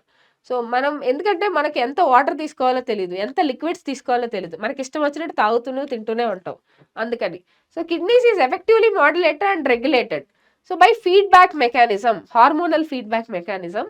So JGA juxtaglomerular apparatus అంటే ఏంటి? అఫరెంట్ ఆర్టీరియోల్ ప్లస్ DCT యొక్క సెల్యులర్ కనెక్షన్సే JGA అంటాం, జెక్స్ట్రా గ్లోమెరులర్ ఆపరేటస్. ఎప్పుడైతే GFR పడిపోద్దో, GFR అంటే glomerular filtration, GFR glomerular filtration rate ఎప్పుడైతే పడిపోతుందో అప్పుడు జేజీ సెల్స్ యాక్టివేట్ అవుతాయి. ఆ జేజీ సెల్స్ యాక్టివేట్ అయినప్పుడు యాక్చువల్లీ మన కిడ్నీస్లో ఆస్మో రిసెప్టర్స్ అని ఉంటాయి మన బాడీలో. సో అది బ్లడ్ వాల్యూమ్కి, బ్లడ్ ఫ్లూయిడ్ వాల్యూమ్కి, ionic blood volume, blood fluid volume, ionic concentration చేంజెస్ని గుర్తించేస్తాయి అవి ఈజీగా. దాన్ని ఆస్మో రిసెప్టర్స్ అంటారు. కెమికల్స్ని డిటెక్ట్ చేస్తే కీమో రిసెప్టర్స్ అంటారు. ఆస్మోలారిటీని డిటెక్ట్ చేస్తే ఆస్మో రిసెప్టర్స్ అంటారు. అది బాడీలో ఉండే బ్లడ్ వాల్యూమ్ని, అయోనిక్ కాన్సన్ట్రేషన్ని కనుక్కొని ఈ రిసెప్టర్స్ని యాక్టివేట్ చేసేస్తుంది. ఈ రిసెప్టర్స్ ఏం చేస్తాయి? హైపోథలామస్ని స్టిమ్యులేట్ చేసి ఏడిహెచ్ హార్మోన్ని రిలీజ్ చేయమంటాయి. ఎక్కడి నుంచి? ఏడిహెచ్ అన్నా వాసోప్రెసిన్ అన్నా ఒకటే. ఎక్కడి నుంచి? పోస్టీరియర్ పిట్యూటరీ నుంచి. బికాస్ పోస్టీరియర్ పిట్యూటరీ రిలీజ్ చేస్తుంది, కానీ దాన్ని ప్రొడ్యూస్ చేసేది మాత్రం హైపోథలామస్సే కదా. So vasopressin or ADH is actually produced by hypothalamus, but it is stored in neurohypophysis, none other than we call it as posterior pituitary. ADH ఏం చేస్తుంది? వాటర్ రీఅబ్జార్ప్షన్ ని ఫెసిలిటేట్ చేస్తుంది. సో DCT కలెక్టింగ్ డక్ట్స్ నుంచి water reabsorption facilitate చేసి మళ్ళీ blood volume ని back to normal గా చేస్తుంది, విచ్ ఈస్ కాల్డ్. అలా మన బాడీ వాల్యూమ్ పెరిగి మళ్ళీ switch to Osmo receptor switch off అయిపోయి ఇలా మళ్ళీ ఏడిహెచ్ సప్రెస్ అవుతుంది. సో ఇది కిడ్నీ ఫంక్షన్ని కూడా అఫెక్ట్ చేస్తుంది. కిడ్నీ ఫంక్షన్ని ఇంకోలా కూడా అఫెక్ట్ చేస్తుంది. బై బ్లడ్ వెసల్స్ని కన్స్ట్రిక్ట్ చేయడం వల్ల కూడా బ్లడ్ ప్రెషర్ మళ్ళీ పెరుగుతుంది, increase in the blood pressure. So యూజువల్గా బ్లడ్ ప్రెషర్ అనేది బ్లడ్ ప్రెషర్ పెరిగితే గ్లోమెరులార్ జిఎఫ్ఆర్ కూడా పెరుగుద్ది. సో ఇది కాంప్లెక్స్ రెగ్యులేటరీ మెకానిజం అనమాట. ఎప్పుడైనా సరే JG cells a fall in glomerular blood flow and blood pressure. So JG సెల్స్ని యాక్టివేట్ చేసేస్తాయి. ఎక్స్ట్రా గ్లోమెరులార్ సెల్స్ని యాక్టివేట్ చేసి రెనిన్ని రిలీజ్ చేస్తాయి. ఈ రెనిన్ ఏం చేస్తుంది? యాంజియోటెన్సినోజన్ని యాంజియోటెన్సిన్ 1గా కన్వర్ట్ చేస్తుంది. ఈ యాంజియోటెన్సినోజన్ 1 కాస్త యాంజియోటెన్సిన్ కన్వర్టింగ్ ఎంజైమ్ ద్వారా యాంజియోటెన్సిన్ 2గా కన్వర్ట్ అవుతుంది లివర్లో. సో ఈ యాంజియోటెన్సిన్ 2 అనేది పవర్ఫుల్ వాసో కన్స్ట్రిక్టర్. దీనివల్ల ఏమవుతుందంటే గ్లోమెరులార్ ఫిల్ట్రేషన్ ప్రెషర్ ఇంక్రీజ్ అయ్యి మళ్ళీ GFR glomerular filtration rate back to నార్మల్కి వస్తుంది. సో యాంజియోటెన్సిన్ 2 అడ్రినల్ కార్టెక్స్ని కూడా యాక్టివేట్ చేసి మనకి ఆల్డోస్టిరాన్ని రిలీజ్ చేస్తుంది. ఆల్డోస్టిరాన్ ఏం చేస్తుంది? సోడియంని, వాటర్ని రీఅబ్జార్బ్ అయ్యేలా చేస్తుంది డిస్టల్ పార్ట్స్ ఆఫ్ ద ట్యూబ్యూల్లో. దీనివల్ల మళ్ళీ బ్లడ్ ప్రెషర్, జిఎఫ్ఆర్ పెరుగుద్ది. దీన్నే రెనిన్ యాంజియోటెన్సిన్ మెకానిజం అంటాము. ఇంకొకటి ఏఎన్ఎఫ్. ఎప్పుడైతే మనకి బ్లడ్ ప్రెషర్ పెరుగుతుందో, విపరీతంగా పెరుగుతుందో అప్పుడు ఏఎన్ఎఫ్ యాక్టివేట్ అవుతుంది, యాట్రియల్ నాట్రియూరిటిక్ ఫ్యాక్టర్. ఈ నాట్రియూరిటిక్ ఫ్యాక్టర్ అనేది వాసో డైలేషన్ చేసి బ్లడ్ ప్రెషర్ని తగ్గిస్తుంది. ఇది రెనిన్ యాంజియోటెన్సిన్ మెకానిజంకి ఒక చెక్గా హెల్ప్ చేస్తుంది.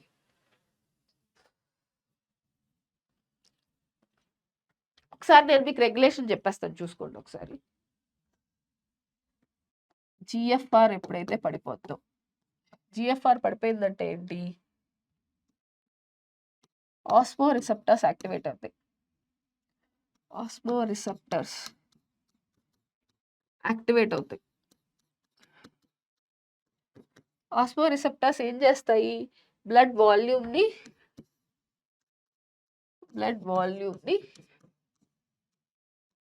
అయోనిక్ కాన్సన్ట్రేషన్ని కనుక్కుంటాయి.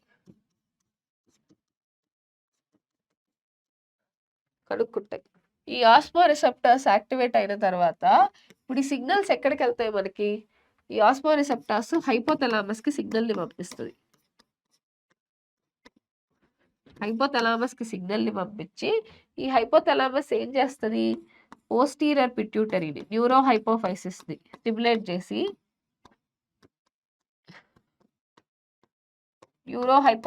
స్టిమ్యులేట్ చేసిన తర్వాత జిఎఫ్ఆర్ ఎప్పుడైతే పడిపోద్దో ఆస్మో రిసెప్టర్స్ యాక్టివేట్ అవుతాయి. ఆస్మో రిసెప్టర్స్ దేన్ని డిటెక్ట్ చేస్తాయి?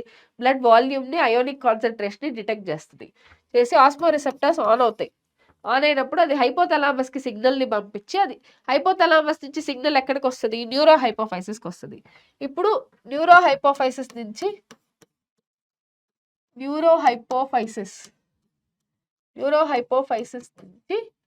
మీకు వాసోప్రెసిన్ లేదా ఏడిహెచ్ యాంటీ డైరెటిక్ హార్మోన్ అంటారు. సో దీన్ని రిలీజ్ చేస్తుంది. ఇదేం చేస్తుంది, డిసిటి కలెక్టింగ్ డక్స్ దగ్గర యాక్ట్ చేస్తుంది. కలెక్టింగ్ డక్స్ దగ్గర యాక్ట్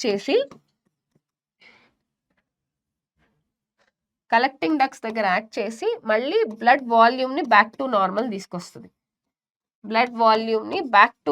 కి తీసుకొస్తుంది. అలానే మీకు వాసోప్రెసిన్ కదా, వాసో కన్స్ట్రిక్టర్ గా కూడా యాక్ట్ చేస్తుంది. వాసో కన్స్ట్రిక్టర్ గా కూడా యాక్ట్ చేసి మళ్ళీ బ్లడ్ ప్రెషర్ ని పెంచుతుంది. ఇది ఒక మెకానిజం. ఇది ఒకసారి చూసుకోండి మళ్ళీ జాగ్రత్తగా. సీ హియర్, ఇక్కడ చూడండి. సో జిఎఫ్ఆర్ పడిపోయింది, జెక్స్ట్రాగ్లోమెరులర్ జిఎఫ్ఆర్ పడిపోతే ఆస్మో రిసెప్టర్స్ యాక్టివేట్ అయిపోయాయి. అయిపోతే అది హైపోథాలమస్ కి మెసేజ్ పంపించింది. సో న్యూరో హైపోఫైసిస్ కి సిగ్నల్ ఇచ్చింది. ఇస్తే న్యూరో హైపోఫైసిస్ నుంచి మనకి వాసోప్రెసిన్ రిలీజ్ అవుతుంది. సో ఆ వాసోప్రెసిన్ రిలీజ్ అవుతుంది మనకి. ఆ వాసోప్రెసిన్ ఏం చేస్తుంది, డిసిటి కలెక్టింగ్ డక్స్ మీద యాక్ట్ చేసి బ్లడ్ వాల్యూమ్ని పెంచి కలెక్టింగ్ డక్స్ మీద యాక్ట్ చేసి NaCl అలానే వాటర్ని రీఅబ్జార్బ్ అయ్యేలా చేస్తుంది. ఇది చేయడం వల్ల బ్లడ్ వాల్యూమ్ పెరుగుద్ది. దాని తర్వాత బ్లడ్ వాల్యూమ్ పెరుగుద్ది, నార్మల్కి వస్తుంది. దీనివల్ల బ్లడ్ ప్రెషర్ పెరిగి అండ్ మీకు వాసోప్రెసిన్ అనేది వాసో కన్స్ట్రిక్టర్గా కూడా యాక్ట్ చేస్తుంది. Next rennin angiotensin mechanism. ఇది కూడా ఎప్పుడు యాక్ట్ చేస్తుంది అంటే rennin angiotensin aldosterone. Aldosterone mechanism ఇది. ఇదేం చేస్తుంది, ఎప్పుడైతే మనకి జిఎఫ్ఆర్ పడిపోయిందో అప్పుడు ఇమీడియట్ గా జెక్స్ట్రాగ్లోమెరులర్ ఆపరేటస్ యాక్టివేట్ అయిపోతుంది. ఇది యాక్టివేట్ అయిపోతే ఏం జరుగుద్ది, రెనిన్ ప్రొడ్యూస్ అవుతుంది. ఒక ఎన్ఏ రాయండి, 2 ఎన్నులు రాస్తే అది ఎంజైమ్ అవుద్ది, ఒక ఎన్ను రాస్తే అది హార్మోన్ అవుతుంది. ఇదేం చేస్తుంది, రెనిన్ యాంజియోటెన్సినోజన్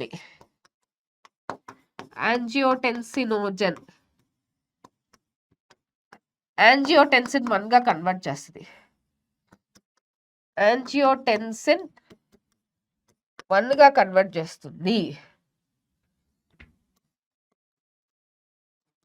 ఈ యాంజియోటెన్సిన్ 1 కాస్త యాంజియోటెన్సిన్ 2 గా కన్వర్ట్ అవుతుంది by ACE, angiotensin converting enzyme. ఇది లివర్ లో జరుగుద్ది.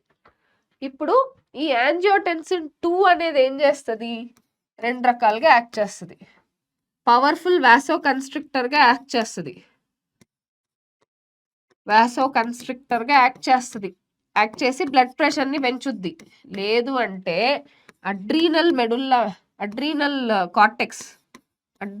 కార్టెక్స్ మీద యాక్ట్ చేసి ఆల్డోస్టిరాన్ ని స్టిమ్యులేట్ చేస్తుంది. ఈ ఆల్డోస్టిరాన్ ఏం చేస్తుంది, మనకి సోడియం ఇంకా వాటర్ ని రీఅబ్జార్బ్ అయ్యేలా చేసి మళ్ళీ బ్లడ్ వాల్యూమ్ ని పెంచి అలా బ్లడ్ ప్రెషర్ ని పెంచుతాయి. I hope you got it. అర్థమైందా లేదా కన్ఫ్యూషన్ గా ఉందా? ఇంకా ఏం పర్వాలేదు, మళ్ళీ కూడా చెప్తాను చూడండి ఒకసారి. సో ఫస్ట్ థింగ్, జిఎఫ్ఆర్ ఎప్పుడైనా పడిపోతే ఒకటి ఆస్మో రిసెప్టర్స్ యాక్టివేట్ అవుతాయి. ఆస్మో రిసెప్టర్స్ ఏం డిటెక్ట్ చేస్తుంది, బ్లడ్ వాల్యూమ్ ని, అయోనిక్ కాన్సన్ట్రేషన్ ని డిటెక్ట్ చేస్తుంది. ఇది హైపోథాలమస్ కి సిగ్నల్ ని పంపిస్తుంది. హైపోథాలమస్ ఏం చేస్తుంది, న్యూరో హైపోఫైసిస్ కి సిగ్నల్ ని పంపించి వాసోప్రెసిన్ లేదా దాన్ని ADH ని రిలీజ్ చేయమంటది. ఈ వాసోప్రెసిన్ లేదా ADH ఏం చేస్తుందంటే distal parts of the tubules లో NaCl ని వాటర్ ని రీఅబ్జార్బ్ అయ్యేలా చేయమంటది. దానివల్ల బ్లడ్ వాల్యూమ్ నార్మల్ అవుతుంది, బ్లడ్ ప్రెషర్ పెరుగుద్ది. సో ఇప్పుడు ఆస్మో రిసెప్టర్స్ నెగిటివ్ అయిపోతాయి, అంటే ఆఫ్ అయిపోతాయి. నౌ నెక్స్ట్ ఇంకొకటి renin angiotensin mechanism. Aldosterone mechanism. ఎప్పుడైతే జిఎఫ్ఆర్ పడిపోద్దో అప్పుడు జెక్స్ట్రాగ్లోమెరులర్ ఆపరేటస్ యాక్టివేట్ అవుతుంది. అది యాక్టివేట్ అయినప్పుడు ఇప్పుడు మనకి రెనిన్ రిలీజ్ చేస్తాయి. ఇవి రెనిన్ ఏం చేస్తుంది, యాంజియోటెన్సినోజన్ ని యాంజియోటెన్సిన్ 1 గా కన్వర్ట్ చేస్తుంది. ఇప్పుడు ఈ యాంజియోటెన్సిన్ 1 కాస్త యాంజియోటెన్సిన్ కన్వర్టింగ్ ఎంజైమ్ ద్వారా యాంజియోటెన్సిన్ 2 గా కన్వర్ట్ అవుతుంది. దీనికి 2 దారులు ఉన్నాయి. ఒకటి ఇది పవర్ఫుల్ వాసో కన్స్ట్రిక్టర్, దానివల్ల బ్లడ్ ప్రెషర్ పెరుగుద్ది. లేదా అడ్రినల్ కార్టెక్స్ ని స్టిమ్యులేట్ చేసి ఆల్డోస్టిరాన్ ని రిలీజ్ అయ్యేలా చేసి, ఈ ఆల్డోస్టిరాన్ సోడియం ని వాటర్ ని రీఅబ్జార్బ్ అయ్యేలా చేసి బ్లడ్ వాల్యూమ్ ని పెంచి అలా బ్లడ్ ప్రెషర్ ని పెంచుద్ది. కొన్నిసార్లు ఏమవుతుందంటే బ్లడ్ ప్రెషర్ పెరిగినప్పుడు మనకి ఏఎన్ఎఫ్ యాక్టివేట్ అవుతుంది. ఏఎన్ఎఫ్ వచ్చి యాట్రియల్ నాట్రియూరిటిక్ ఫ్యాక్టర్. ఇది హార్ట్ మజిల్స్ రిలీజ్ చేస్తాయి. ఓకే, ఈ హార్ట్ మజిల్స్ రిలీజ్ చేయడం వల్ల మీకు యాట్రియల్ నాట్రియూరిటిక్ ఫ్యాక్టర్ ఏం చేస్తుంది అంటే వాసో డైలేషన్ చేస్తుంది. ఈ వాసో డైలేషన్ చేయడం వల్ల మళ్ళీ బ్లడ్ ప్రెషర్ బ్యాక్ టు నార్మల్కి వస్తుంది. ఇది రెనిన్ యాంజియోటెన్సిన్ మెకానిజంకి ఒక చెక్గా మాత్రమే హెల్ప్ చేస్తుంది. నెక్స్ట్ మిక్చురేషన్ అంటే ఏంటి? మనం యూరిన్ ఎక్స్క్రీట్ చేయడాన్నే మిక్చురేషన్ అంటారు. ఇది యూరినరీ బ్లాడర్ ద్వారా. రిమెంబర్, మన బ్లాడర్ కానీ 125 ml పైన యూరిన్ ని ఫిల్ చేసుకున్నట్టయితే మనకి సిగ్నల్ వస్తూ ఉంటది మనం యూరినేట్ చెయ్యాలి అని చెప్పి. ఓకే, సెంట్రల్ నర్వస్ సిస్టమ్ కి సిగ్నల్ పంపిస్తాం. ఇదొక వాలంటరీ సిగ్నల్ అంతే. సిగ్నల్ వల్ల ఏమవుతుంది? యూరినరీ బ్లాడర్ స్ట్రెచ్ అవుతుంది. సో ఒక విషయం గుర్తుపెట్టుకోండి, మిక్చురేషన్ లో ఇక్కడ బ్లాడర్ లో యూరిన్ పెరిగే కొద్దీ ఈ యూరినరీ బ్లాడర్ కంట్రాక్ట్ అవుతుంది, యురెత్రా రిలాక్స్ అవుతుంది. బ్లాడర్ కంట్రాక్ట్ అయ్యి బ్లాడర్ స్ట్రెచ్ అవుతుంది. ఎప్పుడైతే ఎప్పుడైతే యూరినరీ బ్లాడర్ లోపల యూరిన్ అక్యుములేట్ అవుతూ ఉంటుందో అప్పుడు యూరినరీ బ్లాడర్ స్ట్రెచ్ అవుతుంది. స్ట్రెచ్ అయినప్పుడు సిగ్నల్ అనేది సెంట్రల్ నర్వస్ సిస్టమ్కి వెళ్తుంది, voluntary signal. Urinary bladder fill అయింది, యూరినేట్ చెయ్యాలి అని చెప్పి. మళ్ళీ ఒకసారి అర్థం చేసుకోండి, మిక్చురేషన్ అనేది it's voluntary act of urination. So ఇలా ఇందులో ఏంటంటే బ్లాడర్ 125 ml పైన ఫిల్ అయ్యే కొద్దీ వాలంటరీ సిగ్నల్ సిఎన్ఎస్కి వెళ్తుంది, యూరినేషన్ చెయ్యాలి అని చెప్పి. ఇప్పుడు యూరినేట్ చేయాలి అంటే ఏం చేయాలి? మన ఎక్స్టర్నల్ యూరెథ్రల్ మియాటస్ ని రిలాక్స్ చేయాలి. ఇంటర్నల్ యూరెథ్రల్ మియాటస్ ఆటోమేటికల్ గా రిలాక్స్ అవుతుంది. ఇప్పుడు యూరిన్ బయటికి రావాలి అంటే యూరినరీ బ్లాడర్ కంట్రాక్ట్ అవ్వాలి, ఎక్స్టర్నల్ యూరెథ్రల్ మియాటస్ రిలాక్స్ అవ్వాలి, అప్పుడు మాత్రమే యూరిన్ బయటకు వస్తుంది. అదే ఇక్కడ ఇచ్చారు. ఇప్పుడు సిఎన్ఎస్ ఏం చేస్తుంది? సో సిఎన్ఎస్ మెసేజ్ ని పంపిస్తుంది అనమాట, స్మూత్ మజిల్ ని కంట్రాక్ట్ అవ్వమని, అండ్ అలానే రిలాక్సేషన్ ఆఫ్ యూరెథ్రల్ స్పింక్టర్స్. ఈ ప్రాసెస్ ఆఫ్ యూరినేషన్ నే మనం మిక్చురేషన్ అంటాము. ఇది ఒక న్యూరల్ మెకానిజం, దాన్ని మిక్చురేషన్ రిఫ్లెక్స్ అంటారు. మీకు కన్ఫ్యూజన్ గా ఉంటే నేను మళ్ళీ కూడా ఎక్స్ప్లెయిన్ చేస్తాను. పర్ డే ఒక అడల్ట్ 1 లీటర్ నుంచి 1.5 లీటర్ వరకు యూరిన్ ఎక్స్క్రీట్ చేస్తారు. అండ్ యూరిన్ చాలా లైట్ ఎల్లో కలర్ లో ఉంటుంది. pH స్లైట్లీ అసిడిక్, 6 ఉంటుంది pH. ఒక క్యారెక్టరిస్టిక్ ఓడర్ ఉంటుంది because of urea. And on an average మనం per day 25 to 30 grams of యూరియాని బయటకు రిలీజ్ చేస్తాం. చాలా కండిషన్స్ ఉంటాయి ఈ యూరిన్ ని. అంటే ఎండాకాలంలో ఎండాకాలంలో తక్కువ యూరినేట్ చేస్తారు, చలికాలంలో ఎక్కువ యూరినేట్ చేస్తారు. ఎందుకంటే ఎండాకాలంలో మనకి చెమట పడుతుంది, సో మాక్సిమం వాటర్ అంతా స్వెట్ రూపంలో బయటకు వచ్చేస్తుంది. చలికాలంలో ఆ ఛాన్స్ లేదు కదా, అందుకని చలికాలంలో ఎక్కువ యూరినేట్ చేస్తాము, ఎండాకాలంలో తక్కువ యూరినేట్ చేస్తాం. సో యూరిన్ అనాలిసిస్ అనేది చాలా మెటబాలిక్ డిజార్డర్స్ ని కనుక్కోవచ్చు. లైక్ గ్లైకోజ్యూరియా అంటే మన బ్లడ్ లో మనకి షుగర్ ఉందా లేదా అని, కీటోన్యూరియా, పయూరియా అంటే మన బ్లడ్ లో అంటే బ్లడ్ షుగర్ ఎక్కువైందా అని, అండ్ కీటోన్ బాడీస్ ఎక్కువయ్యాయా అని. ఇప్పుడు అంతెందుకు, ఒక పర్సన్ కి డయాబెటీస్ ఉంది, వాళ్ళ యూరిన్ లో మీకు గ్లూకోజ్ కీటోన్ బాడీస్ లెవెల్స్ ఎక్కువ ఉంటాయి, దాన్ని బట్టి చెప్పచ్చు వాళ్ళకి డయాబెటీస్ అని చెప్పి. అదే ఒక పర్సన్ కి స్టార్వేషన్ లో ఉన్నారు, స్టార్వేషన్ అంటే ఒక 3-4 రోజులు అన్నం తినట్లేదు, ఆమరణ నిరాహార దీక్ష అనుకోండి, వాళ్ళ బ్లడ్ లో కీటోన్ బాడీస్ ఎక్కువ ఉంటాయి. అర్థమైందా? కీటోన్ బాడీస్ మాత్రమే ఎక్కువ ఉంటే దే ఆర్ స్టార్వింగ్. లేదు గ్లూకోజ్ కీటోన్ బాడీస్ ఎక్కువ ఉంటే that means they are diabetic.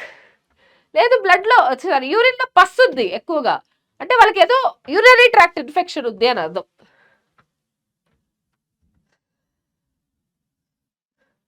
So ఇప్పుడు ఒక్కసారి మీకు మిక్చురేషన్ రిఫ్లెక్స్ మాత్రం ఎక్స్ప్లెయిన్ చేస్తాను. ఇది యూరినరీ బ్లాడర్, ఇది యురెత్రా, ఇది ఇంటర్నల్ యూరెథ్రల్ మియాటస్, ఇది ఎక్స్టర్నల్ యూరెథ్రల్ మియాటస్. ఎప్పుడైతే బ్లాడర్ 125 ml అలా ఫిల్ అవుతూ ఉందో అప్పుడు ఇక్కడ స్ట్రెచ్ రిసెప్టర్స్ ఉంటాయి.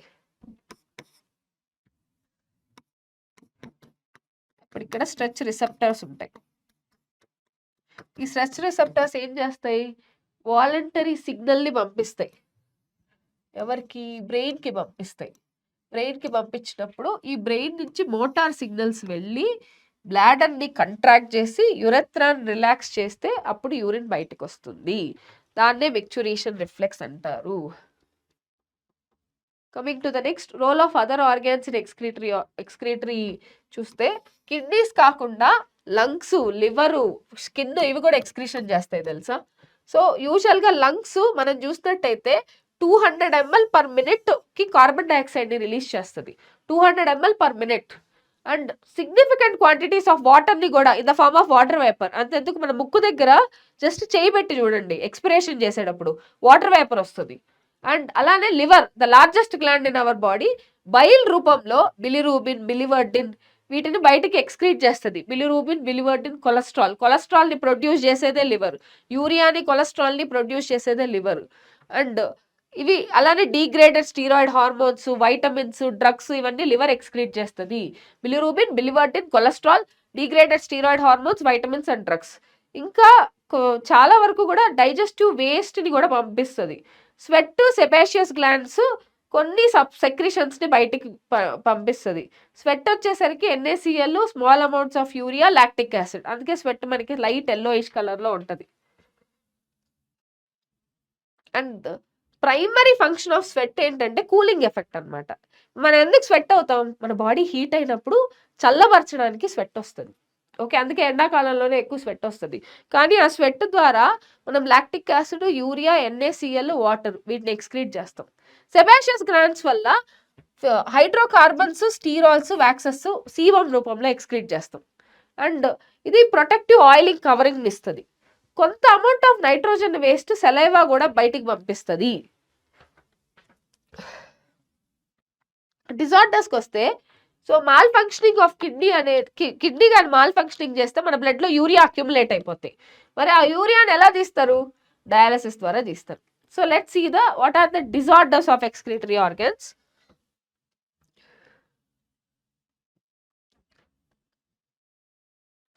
కమింగ్ టు హియర్, సో యూజువల్గా మన బ్లడ్లో యూరియా కంటెంట్ ఎక్కువైతే దాన్ని యురేమియా అంటారు. అంటే కిడ్నీస్ సరిగ్గా ఫంక్షన్ చేయకపోతే మన బ్లడ్లో యూరియా కంటెంట్ పెరిగిపోద్ది, which is highly harmful and kidney failure అంతే. అండ్ ఈ పేషెంట్స్లో ఏం చేస్తారంటే హీమో డయాలసిస్ చేస్తారు. ఆ పేషెంట్ని ఒక డయాలైజింగ్ మిషన్కి కనెక్ట్ చేస్తారు. ఇప్పుడు అక్కడ ఉండే డయాలైజింగ్ మిషన్ ఏదైతే ఉందో అది కిడ్నీ లాగా యాక్ట్ చేస్తుంది. మన ఆర్టరీకి, వెయిన్కి కనెక్ట్ చేస్తారు. సో ఆర్టరీ ద్వారా బ్లడ్ని బయటకు పంపిస్తారు. ఆర్టరీ ద్వారా బ్లడ్ని బయటకు పంపించేటప్పుడు రెనిన్ వేస్తారు అనమాట. అంటే హెపారిన్ వేస్తారు. ఆర్టరీ ద్వారా బ్లడ్ని బయటకు తీస్తారు. మళ్ళీ వెయిన్లోకి బ్లడ్ని ఇచ్చేస్తారు. మీరు ఇక్కడ చూస్తే I show you that. So artery ఇక్కడ చూడండి, కన్వీనియంట్గా బ్లడ్ని ఆర్టరీ నుంచి బయటకు తీస్తారు. ఆర్టరీ నుంచి బయటకు తీసేటప్పుడు హెపారిన్ వేస్తారు. సో బ్లడ్ మొత్తం బాడీలో నుంచి డ్రైన్ అయిపోయి మనకి ఆ డయాలైజింగ్ మిషన్ ద్వారా వెళ్ళినప్పుడు మనకి ఆ డయాలైజింగ్ మిషన్కి మధ్యలో సెల్లోఫోన్ ట్యూబ్ ఉంటుంది. ఆ సెల్లోఫోన్ ట్యూబ్ ద్వారా బ్లడ్ని తీసుకెళ్తారు. ఆ సెల్లోఫోన్ ట్యూబ్ అనేది ఒక సెలెక్టివ్లీ పర్మియబుల్ మెంబ్రెయిన్ లాగా యాక్ట్ చేస్తుంది. సో యూజువల్గా ఈ డయాలైజింగ్ మిషన్ ఏం చేస్తుంది, అమోనియాని, యూరియాని, ఎక్సెస్ అమౌంట్ ఆఫ్ సాల్ట్స్ని, వాటర్ని మాత్రమే తీసేస్తుంది అంతే. సో ఇలా ఎక్సెప్ట్ నైట్రోజనస్ వేస్ట్ ప్రోడక్ట్స్ని ఎక్కువగా తీసేస్తుంది అనమాట. ఓకే, నేను మీకు చూపిస్తా ఉన్నాను. లేదు ఓవర్ కేసెస్లో ఏం చేస్తారంటే కిడ్నీ ట్రాన్స్ప్లాంటేషన్ చేస్తారు. రీనల్ క్యాలిక్యులై మాత్రం చూడండి, డయాలైజింగ్ ఇప్పుడు ఎక్స్ప్లెయిన్ చేస్తాను. Usually I'm having some cold, that's why. So stone or insoluble mass of crystalline salts of oxalates కిడ్నీలో ఫామ్ అయితే దాన్ని కిడ్నీ స్టోన్స్ అంటారు, లేదా రీనల్ క్యాలిక్యులై అంటారు. రీనల్ క్యాలిక్యులై అంటే they will form insoluble malls of crystalline salts like oxalates. Glomerulonephritis, inflammation of glomerulus of kidney. See for example, ఎవరికైతే ఒక పర్సన్కి కిడ్నీ ఫెయిల్ అయి ఉంటుందో,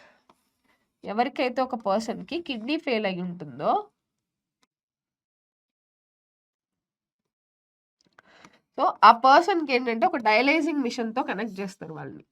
అప్పుడు వాళ్ళల్లో ఏంటంటే యూరియా లెవెల్ పెరిగిపోద్ది, దాన్ని యురేమియా అంటారు.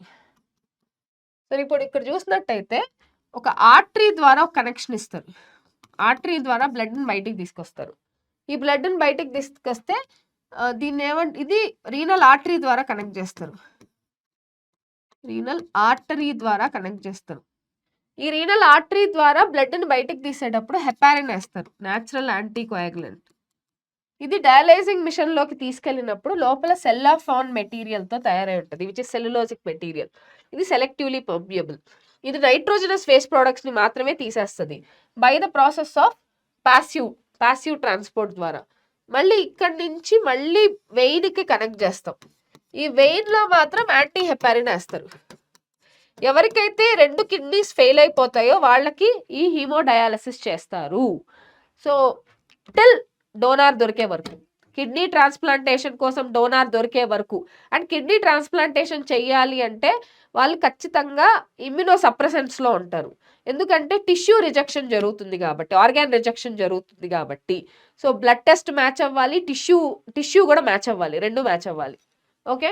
సో గైస్, ఇంకొకసారి హీమోడయాలసిస్ ఎవరిలో చేస్తారంటే గ్లోమెరులో నెఫ్రైటిస్ వాళ్ళకి చేస్తారు, రీనల్ ఫెయిల్యూర్ వాళ్ళకి చేస్తారు. 2 కిడ్నీస్ ఫెయిల్ అయిపోయాయి, పని చేయట్లేదు, దీనివల్ల బ్లడ్లో యూరియా లెవెల్స్ విపరీతంగా పెరిగిపోయాయి, వాళ్ళకి హీమోడయాలసిస్ చేస్తారు. ఇలా ఒక పర్సన్ని డయాలైజింగ్ మిషన్తో కనెక్ట్ చేసినప్పుడు ఆర్టరీ ద్వారా బ్లడ్ తీసుకొని డయాలైజింగ్ యూనిట్లోకి పంపిస్తారు. మళ్ళీ వెయిన్ ద్వారా మళ్ళీ బ్యాక్ టు బాడీకి ఎక్కిచ్చేస్తారు. ఈ ఆర్టరీ ద్వారా బ్లడ్ బయటికి తీసేటప్పుడు హెపారిన్ యాడ్ చేస్తారు. వెయిన్ ద్వారా లోపలికి పంపించేటప్పుడు యాంటీ హెపారిన్ యాడ్ చేస్తారు. ఇక్కడ బ్లడ్ని బయటికి తీసుకొచ్చేటప్పుడు ఈ సెల్లోఫోన్ ట్యూబ్స్ ద్వారా బ్లడ్ వెళ్తూ ఉన్నప్పుడు సెలెక్టివ్లీ పర్మియబుల్ మెథడ్ ద్వారా నైట్రోజనస్ వేస్ట్ ప్రొడక్ట్స్ అనేవి డిఫ్యూజన్ ప్రాసెస్ ద్వారా లోపలికి వచ్చేస్తాయి. సో ఇందులో డయాలైజింగ్ ఫ్లూయిడ్లో నైట్రోజనస్ వేస్ట్ ప్రొడక్ట్స్ ఉంటాయి. Blood is free of nitrogenous waste products, మళ్ళీ బ్యాక్ టు వచ్చేస్తాయి. టిల్ డోనార్ని కనుక్కునే వరకు ఈ హీమోడయాలసిస్ అనేది కంటిన్యూ చేస్తూనే ఉంటారు. వారానికి 2-3 సార్లు చేస్తారు haemodialysis, which is a very painful process which takes around 3 to 4 hours. మన బాడీలో ఉండే ఎంటైర్ బ్లడ్ చేయాలి కదా, అంటే 5 liters ఆఫ్ బ్లడ్ని హీమోడయాలసిస్ చేయాలి అంటే which is a very expensive and time taking process. So కాబట్టి keep your kidneys very safe. ఇలా జరగకూడదు ఎవరికి, which is a very painful process. ఒక ఫేమస్ సెలబ్రిటీ, చాలా ఫేమస్ సెలబ్రిటీస్ ఇలానే హీమోడయాలసిస్ మీద ఉండి చనిపోయారు తెలుసా. సో గైస్, ఈ టాపిక్లో మనం మ్యాక్సిమం అన్ని కవర్ చేసేసాము. సో ఇందులో జనరల్గా అడిగే క్వశ్చన్స్ జిఎఫ్ఆర్ అంటే ఏంటి అని అడుగుతారు. అలానే GFR mechanism, autoregulatory mechanism explain చేయాలి. So micturition is carried out by reflex. So ADH helps in water elimination, making urine hypotonic. Protein free fluid ఎందుకు? సో ఎందుకు ప్లాస్మా ప్రోటీన్స్ బౌబెల్స్ క్యాప్సూల్లో filter అవ్వవు? ఇలాంటి చాలా క్వశ్చన్స్ అడుగుతారు. ఈ క్లాస్కి రిలేటెడ్ ఫుల్ నోట్స్ మీకు కావాలి అని అనుకుంటే, if you want the detailed full hand written notes of this class, మీరు PW యాప్లో లాగిన్ అయినట్టయితే మీకు ఈ హ్యాండ్ రిటన్ నోట్స్ DPPs వస్తాయి. ఎక్స్ట్రా రిసోర్సెస్ కావాలంటే మాత్రం మన వాట్సాప్ ఛానల్ని ఫాలో అవ్వాల్సిందే. Okay. So guys, that's it for the day. We'll be seeing you with the next coming human physiology topic, okay, with locomotion and movement. Thank you so much. Take care. Bye bye.